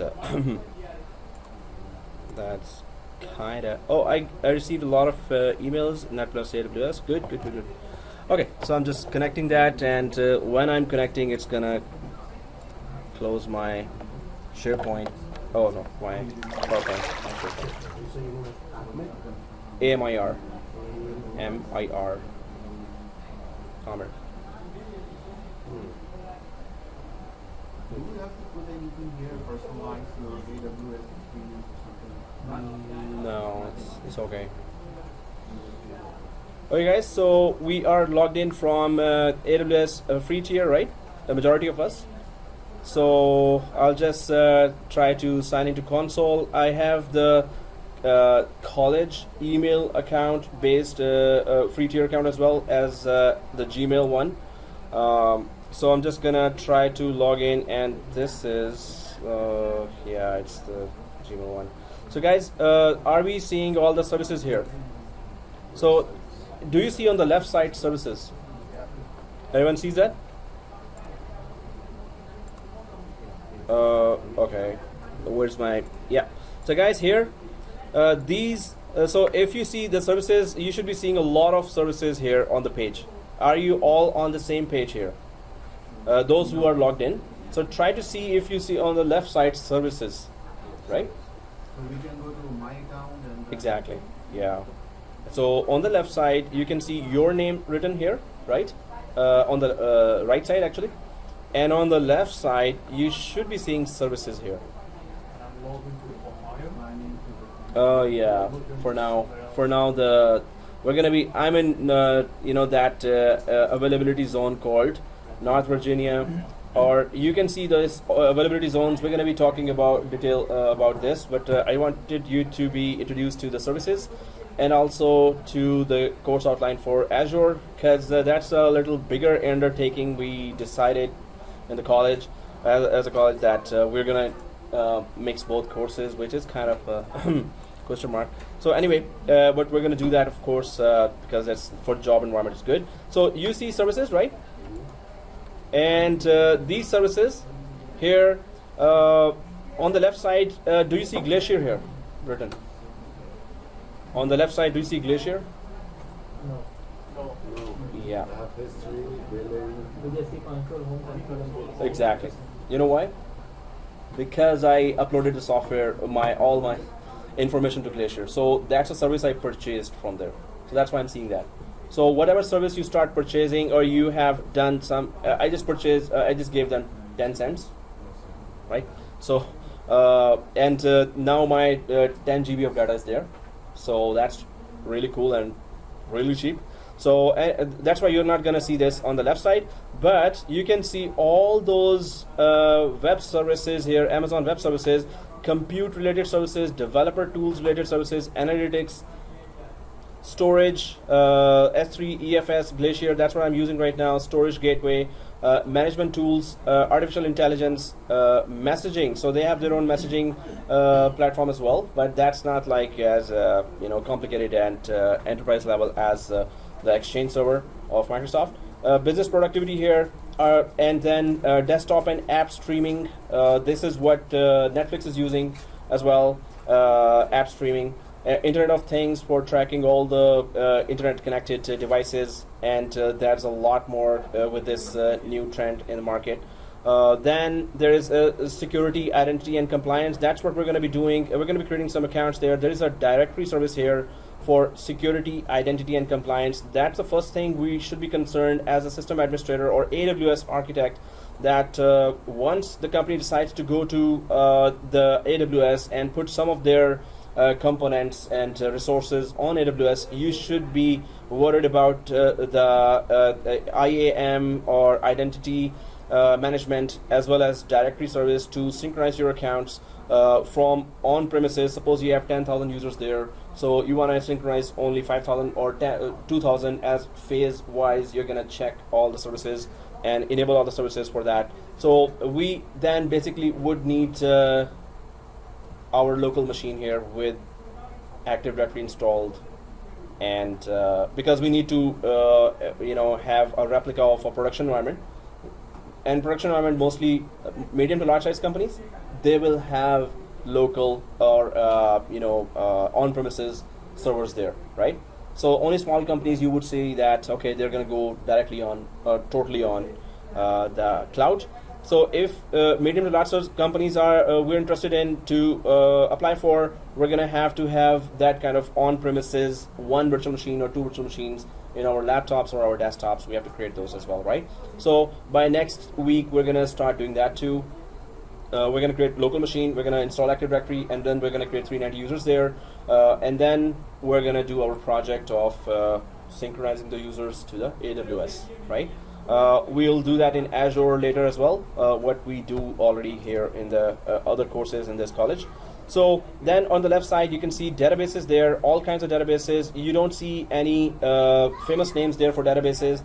Anyone having expertise in or experience on SQL databases, Oracle? Oh, okay, both on the last line are SQL guys. That's good. You work together or something? Okay, just kidding. Yeah. So, but yeah, strategic location, right? Both are the same. So anyway, so SQL, Oracle or Oracle? Okay, well, not Microsoft, right? And you're Just SQL. SQL, okay. So, okay, so open source, right? So there's open source, there's Microsoft, there's Oracle. So these are databases that will, when we try to learn about these databases, RDS, DynamoDB, Elasticache, Redshift, these are all new names to us, right? This is not some very popular names, but our SQL servers can connect to these databases. We can create our own databases. These are relational databases and other types of databases. We're going to talk about that. There will be many questions in the exam for that, right? So networking and content delivery, VPC, virtual private cloud, we were talking about that. So this is another option here, CloudFront, Direct Connect, and Route 53. Route 53 is just like Area 51. All the aliens are, no, just kidding. So Route 53 is just DNS, right? So port number 53 is DNS, right? So so it's not like Area 51, right? So so we're going to talk about this is also very important in the exam. I'm just going to show you another slide where you will see all those services that are coming in the exam, and there are those services that are not coming in the exam but still important for your job environment, right? So migration, of course, the main pain in the neck, migration. So application discovery service, DMS, server migration, Snowball. So they have some very weird and ridiculous names as well for very popular services. So we're going to talk about each service in detail and do some of the labs for whatever service labs we can do without spending a lot of money, right? some services we really need to understand, and $2 or $3 or up to $5 or $10. So I'm going to ask you anyway. So mobile services here, mobile hub, Cognito, device form, mobile analytics, pinpoint, game development, contact center, Amazon Connect, IoT, so Internet of Things, and artificial intelligence. Not many questions will come from here. Application services and analytics. Analytics have Athena, EMR, Cloud Search, Elasticsearch service, Kinesis, data pipeline, QuickSight. So a lot of questions coming from here. Messaging also, questions coming from here. And then business productivity, so work docs, you can just share your documents and collaborate with other projects, Workmail, Amazon Chime. So all these services are there that your company, your boss would say, okay, can we share documents? Can we do conferencing? Can we do this? Can we do that? We need to know the purpose of majority of those applications, web services here. That's where the big deal starts here, right? And well, other companies may be offering these services as well. That's where AWS is again a leader. Not only does it offer high availability, fast access, but it is also really cheap. So it is majority of the options are cheapest on the planet, right? For those applications. So then companies first go for Azure, then they turn to AWS for that, right? So these are some of the things. I've used some of the services. So those on the left side are showing here. But many services I did not use. So whichever service we're gonna do a lab on, you're gonna see it on the left side as in the history, right? So I would recommend, just try to upload your data to Glacier just to check. But there's a free tier related area as well. If you're just using free tier, Glacier is just like Dropbox, right? But this is where you can store a huge amount of data, and it's just going to cost you, as I said, 0.001 cent. But the thing is that when you want to recover, it's going to take 3 to 4 hours to recover. So infrequently used data you can upload there. So I would recommend for Glacier, for free tier, you can use 10 GB free upload. But if it is more than 10 GB, then it's going to charge you that cent, right? Or 100th of a cent. Okay guys, so let's just go ahead and to the slide. This is the area we're working on. Then there is that availability zones here, regions here. So we are everyone is seeing North Virginia or Ohio or California, whichever. Everyone seeing the same North Virginia here or Canada Center? You move good. Canada Central. Maybe that's further than New York, so forth. Huh? Yeah. So it's about speed. It's about where nearest we are, right? And which region and availability zone is the biggest and fastest and nearest to us. So it could be that just small amount of data centers there on Canada Central, this one, and there could be huge data centers with better infrastructure in US East or US East, Ohio, US West. So we're going to talk about that, which centers are bigger and better. It's not about better, it's bigger and more scalable, right? Suppose it's a large company, you won't go for then smaller set of data centers, but whenever they want to redirect traffic for any unavailability, they can just redirect your traffic there as well. Yeah, you're saying? This means Zoom or region? I just wonder. So yeah, we're going to be going in detail about that, but this is the region. Right? Region. Yeah. What So is the best practice to go to the nearest one? nearest, fastest. So if we suppose are in Europe, there are many data center regions and availability zones there. And then, of course, we will not be connecting to North American region or data centers or availability zones there. So Is the price of the service the same? it's the same price. But it is always different if it is furthest. It is a few cents more. If it's into cents, suppose you're using Glacier out of North America, but you're in Europe, so it's going to cost you a little more, of course. So if you're using the local nearest data centers, so you're not using a lot of bandwidth of there, so they're going to just give you a little lesser cents Is it to pay. automatically tell you? I mean, Yes. suggest you The nearest one is less expensive, right? Yeah. it automatically actually decides for you that where are you connecting from. But we can just connect anywhere else we want. We can just select any of those areas. So we're going to connect to the ourselves. But we should have a good reason to do that. And end users are not supposed to do that. But if it appears there, it is supposed to be appearing for system administrators there, or the architects or professionals there. So to decide which area the users should be connecting to, right? So Each time we need to select this, or no, not just once, Just once, right? just once, yeah. So automatic one, I have US keys for Ohio. Yeah. So it might randomly connect you to, because those four, there's two east one, two west one, right? So it could just connect because both are fast, both are near. We're in the east, and they're also in the east, right? Those are the central. It could just randomly connect it to any one of those. We're getting with Virginia, I have Ohio. Actually, I chose that myself, but we are still different. It's gonna be random. Both are fast, both are okay, right? So it will just randomly connect you to any one of So those. is there any application going on between the sites? Or- Yes. Or It's the high availability and SLA. That's what we're going to be talking about, right?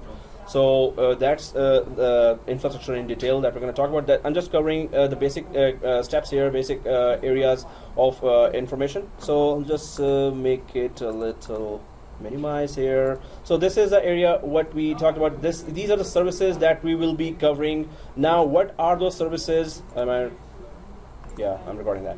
Okay, so what are those services that we are covering? Let me just finish and go to the slide here. Then there's another slide that will tell us the actual services there. So let's get going. Oh, that's it. So we haven't covered Azure. And then we have to cover some of the services because we are talking about AWS right now. Let me just give you some services background as well, or some information, and the book. So it's available vital source bookshelf.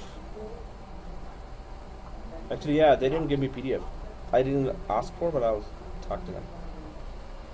We were talking about the book here. I'm just gonna all titles. So okay, so it's just 14 chapter, 400 pages, and the first chapter 1 introduction. So I'm just gonna go for those services here, and this is the book. Yeah. And chapter 1 is introduction. So I just wanted to go for services because we're going to be talking about not all services. There are 1,000+ services, and we're going to be talking about those services which are coming in the exam, but then we're going to go for some critical ones which are good for the job environment as well. So for that, if I go to the slide here,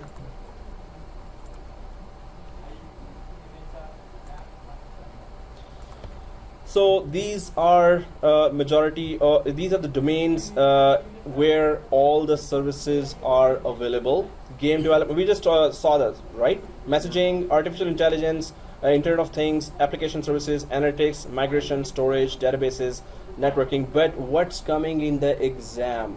We still need to pass the exam, right? So these areas will be tested in the exam. I'm not covering, right? So this is the total, all the domains in which there are 4 or 5 services each, and then this is what is coming in the exam, right? So and of course I borrowed it from someone. That was so catchy, catchy, right? And definitely I'm recording that. Whenever anyone reminds me of recording, I really go there. Yeah, es mucho importante. Okay, muy importante. I always try to speak wrong Spanish. Okay, so messaging here, there are 4 or 5 services there. Desktop and app streaming, the questions will come from these services, right? So that's why, and we need to pass the exam. So we're going to be concentrating first on all these. Then we're going to go for the rest if according to the criticality and what's in the job market. I'm going to take, my suggestion is go to the job market, go to the indeed.com, monster.ca, just to put the AWS there. So they will, some of the job requirements mention the services as well. That we need experts on this, only few, not all. Rest of them just say AWS architect should be good enough, right? So if we go ahead a little, this is the whole platform. They have put one diagram here for that: infrastructure, regions, availability zones, content delivery networks, points of presence. We're going to be talking first about the region itself, hopefully next Saturday. Not hopefully, we're going to be starting that. But before that, I need to create the Google group and have to send the slide and everything. Then we're going to go in depth with all those things. By that time, I hope you have purchased the domain as well from godaddy.com. So this is not very clear, but I'm going to send you the slide here. I'm just going to go at it. Is just still offering those services or showing those services present there. Foundation services, infrastructure. What is the infrastructure of AWS? Regions. It is divided into regions, then availability zones, and then content delivery networks and points of presence. Then foundation services. What are they offering? Compute, storage, security and access control, networking. These are the 4 things they are offering, right? So we're going to be all the questions will be revolving around compute, VMs, virtual machines, auto scaling and load balancing, storage, object based and block based, and archive. Especially storage, the companies might first want to go for storage. When they learn that it's so cheap, then of course they would want to go for storage before putting any other service on the AWS, right? Storage is the most attractive one. Archiving is the most attractive one there. Microsoft also offers Office 365. If you create an account there, it's 50 GB for each user. They offer space in and 1 terabyte for their drive there. So they also offer a lot of space, but this is even much cheaper than that. So storage and then security and access control, that's what we really need to understand. How do we secure the whole environment? Because most of the time you will be seeing hybrid environment. So if users are connecting from across the globe to your company environment, of course, those have to be authenticated by some directory service, some authentication service. So what authentication service you are choosing, and then how many users are licensed to use how many services there. So we're going to create security groups there, and we're going to add the users and members there. Then we're going to try to synchronize our local virtual machine users as well from our on-premises environment, and networking is offered. Then you see all those services, platform services there, databases, analytics, app services, deployment and management, mobile services, right? And then enterprise applications, virtual desktops, and sharing and collaboration. Virtual desktops means it's Citrix-like service, right? So that's why all the services are there. If you don't want to have your data center, this is it, right? So if we go ahead now, networking and content delivery. So it has. I'm just gonna go for just the names there: VPC, Route 53, CloudFront, Direct Connect. For the networking and content delivery. Then compute, EC2 is the virtual machine. In Microsoft they say virtual machine, virtual server there. Here they say EC2 for that. But there are many types of those virtual machines, virtual servers that you can create with operating system, without operating system, ready-made or customized virtual machines with a lot of types of hardware connected there, SSDs, how much you want. So Elastic Beanstalk again and Lambda, these are some advanced services, web services, or this is also called serverless service. So you don't need any servers for that. You just put the code there, and in order to run the code, they just give you the computational requirement. Suppose anyone knows about Bitcoin or Litecoin? Oh, Bitcoin, Litecoin, Ethereum. Okay, we all know that, or? It's a cryptocurrency, it's internet currency, right? And if you want to do Bitcoin mining, there are special virtual machines here that are offered with a lot of GPU or graphical power processing, and graphics processing is there. So yeah, those Bitcoin or the cryptocurrencies can be run here as well, but AWS does not openly say that, right? If anyone knows what the processing is, you can do that here. Okay. It's monthly cost, so it's it's gonna cost if you buy the hardware once. That's just once you buy, but if it's monthly or still, it's overall no, it's not that costly. Yeah, there's a lot. Oh, okay. Anyone already has Litecoin or Bitcoin? You have? 100. Okay, we have a rich lady here. Yeah. Yeah, one Bitcoin is $2,000, right? We know that. Good. So,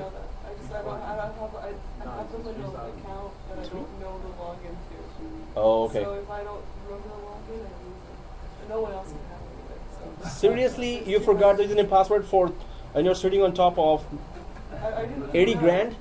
Okay. Whoa, I'm recording that. Seriously. Okay.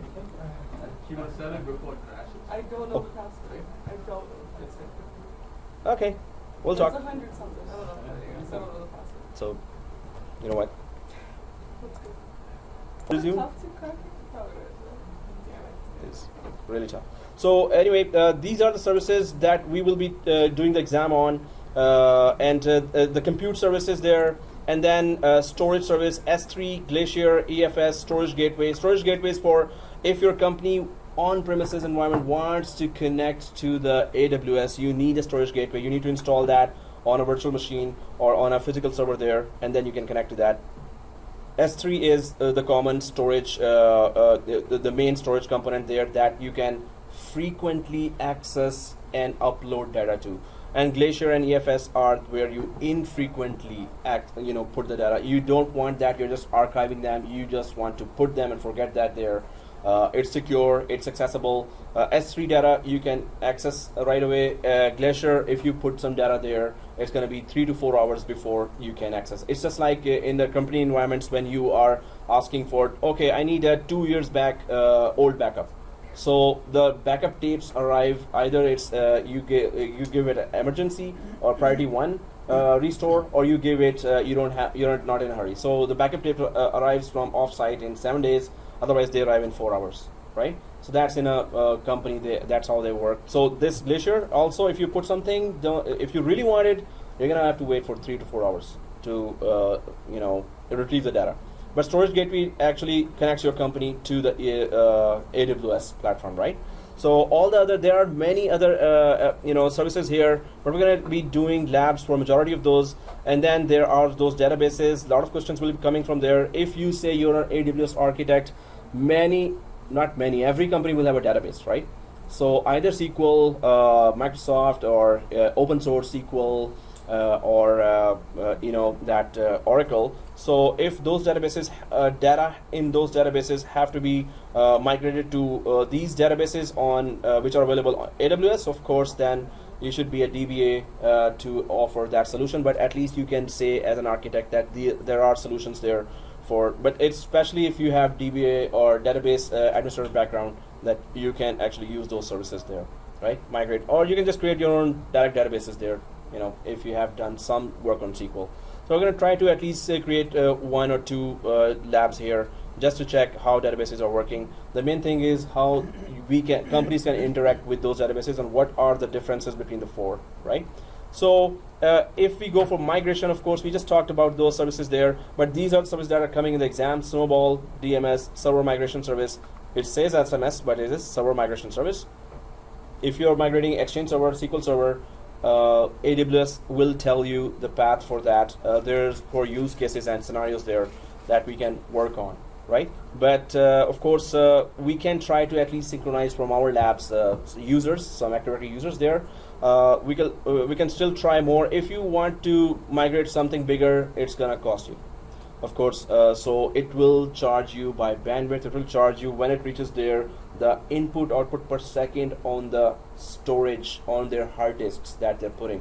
It will charge you for retrieving their data as well. But there are charges on every step, but still overall, when you see that on premises in your data center, that service is running and it's costing you per month this much, and for retrieving and putting their data is costing you 1/10 or 1/5, then why company would just migrate to AWS, right? It's all about the cost and, well, no downtime as well, high availability as well. So otherwise, Azure would have gotten more projects there. Azure is more, Microsoft is more good for ready-made applications there, but we're gonna go for Azure platform. We're gonna create virtual machines there. You're gonna see the difference there. So migration, yes, and then analytics. These questions will be coming from here as well. And there are many services that tell you how much of the data you have used, how much virtual machines you've used, how much it costs now. So it's just analyzing all the data you've used, all the storage you have used, all the networking bandwidth you have used, and all the security breaches if there are any. So it's analytics plus monitoring here as well. But and then security identity. This is what we're going to start with. Directory Services Inspector, IAM, Certificate Manager, WAF. So all those applications are there. We're going to be going in detail one by one from next Saturday, from the Saturday next class, right? But this is just a brief introduction to what application web services we are dealing with here right now. But we're going to be first starting with creating users there, and we have to be. In fact, before that, we're going to start. We're going to put a billing alert there. That's the first thing we need to do. So billing alert means, and we're gonna put the limit there, that if it ever reaches $10, just email me. So right now you've created the account. Try to stay inside free tier if you want to go yourself. Otherwise, let's do it together. Otherwise, you can just read the manuals there. That what in free tier you can do. You can just create a virtual machine right away. Right? One virtual machine, and it will tell you when you're creating a virtual machine. It's going to tell you want to stay inside free tier or not. So you're going to just choose free tier, and it's going to let you create a virtual machine, which is EC2. But we're going to do everything together. If you are making a lot of changes, you still have to follow the class as well. So if we are doing some lab and your changes are in conflict with what we are about to do in the class, so better just follow the class. But it's also good to play around with the services, right? So we're going to start with this next week. We're going to create some users, and we're going to create an EC2 machine as well. Then we're going to connect from our laptop remotely to our machine. So wherever you are, you must have that PuTTY installed. If we have used PuTTY before, everyone, PUTTY, PuTTY. So remotely we can connect to that machine. So we're going to configure the whole thing next Saturday to connect to our machine, and then we can just remotely connect anytime we want, right? Within free tier, no. But what are the limits of free tier? That's what we're going to discuss in detail. Right now, I'm just going through all the services here. Management tools, CloudWatch, Cloud Formation, Cloud Trail, Config, OpsWorks, Service Catalog. So these are services that are coming in the exam. I'm just going to go or fly by this. Application services, step functions, SWF. So these are all the names, but we need to know the features of those. So I'm just that's why I'm just flying by, because each service has its numbers and how does it work, right? So I'm just going to go ahead a little faster. AppStream and then artificial intelligence, SNS, SQS, SES. Okay, so I just wanted to cover that Azure as well, because we have very limited time now. In Azure, that you will see that it's a it's a separate course, right? So it has a lot of grounds to cover. So I'm just going for the exam objectives there for Azure. There's deploy web apps there, web applications in Azure. Configure web apps. Web apps is a set of, just like in iPhone or Android, you have App Store there, right? So web apps is just like that in Microsoft, but these are applications mostly for business. So in Office 365, we have done, those who have done the course here know that some of the majority of the applications there are, of course, available for businesses to use. So how to configure those web apps? They are already there, but how to customize for companies web apps, right? Because they are offering solutions for all the companies if you want to. And then Azure Resource Manager, that's the big area here, big topic here, that create and manage Azure Resource Manager virtual machines. So how to create those Windows, Linux virtual machines, and implement VM storage. So how to go for storage, how much storage it is offering, what is the SLA of the storage, how much downtime this is offering, Azure is offering how much downtime, the AWS is offering. So that's very crucial to compare once we start doing those two comparisons by the end of the course. And then all the monitor ARM VMs and monitor ARM VM availability. So how much availability is there, and then how much you can scale in Azure, how much you can scale in AWS. We know the scalability, some of the numbers there, 300,000 servers per set of data center per availability zone, but how much Azure offers, right? So it's not that big, and but still, if you are a Microsoft customer, it's gonna be really cheap for you. But that's what we're gonna compare that. How cheap is cheap? So right, design and implement storage strategy. Storage, of course, so it's compute, storage, networking, and security. 4 major areas that AWS is offering, 4 major areas Azure is offering, and vCloud, Google Cloud, and OpenStack. There are many other types of clouds, Rackspace. So we're going to be giving a little comparison to those as well. But Azure storage blobs and Azure files, what they call here blobs, storage blobs, is what they call their Glacier and S3.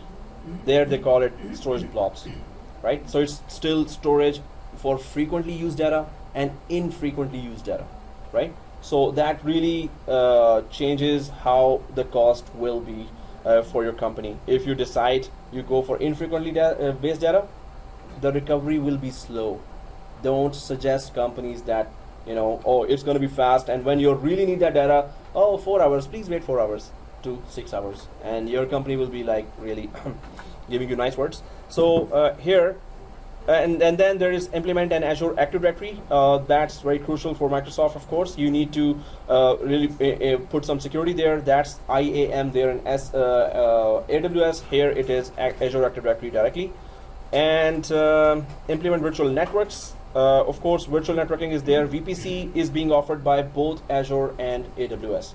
Virtual private clouds. How much customizing you need for virtual private clouds? You want to do your own business on VPC. Which platform is better, AWS or Azure, right? So it depends on that.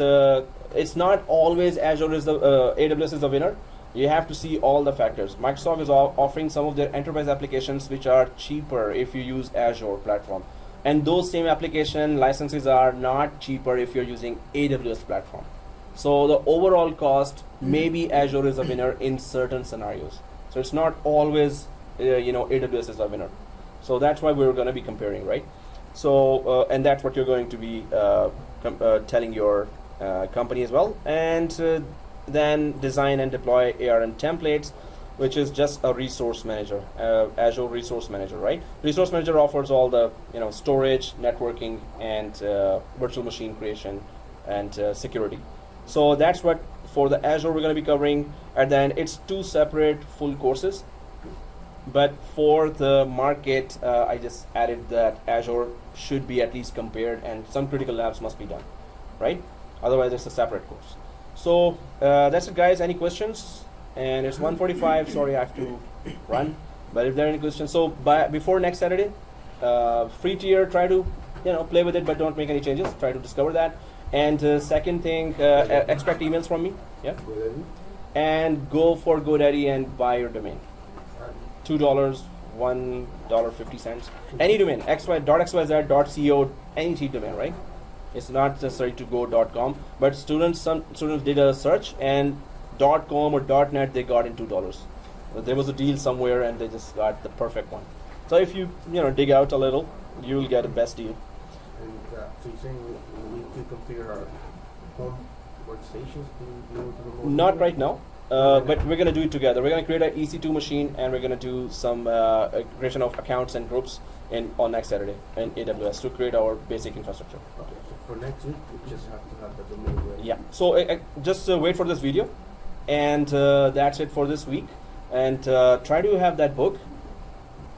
Okay, and we're going to be talking on the Google group, right? So just expect my email coming to you.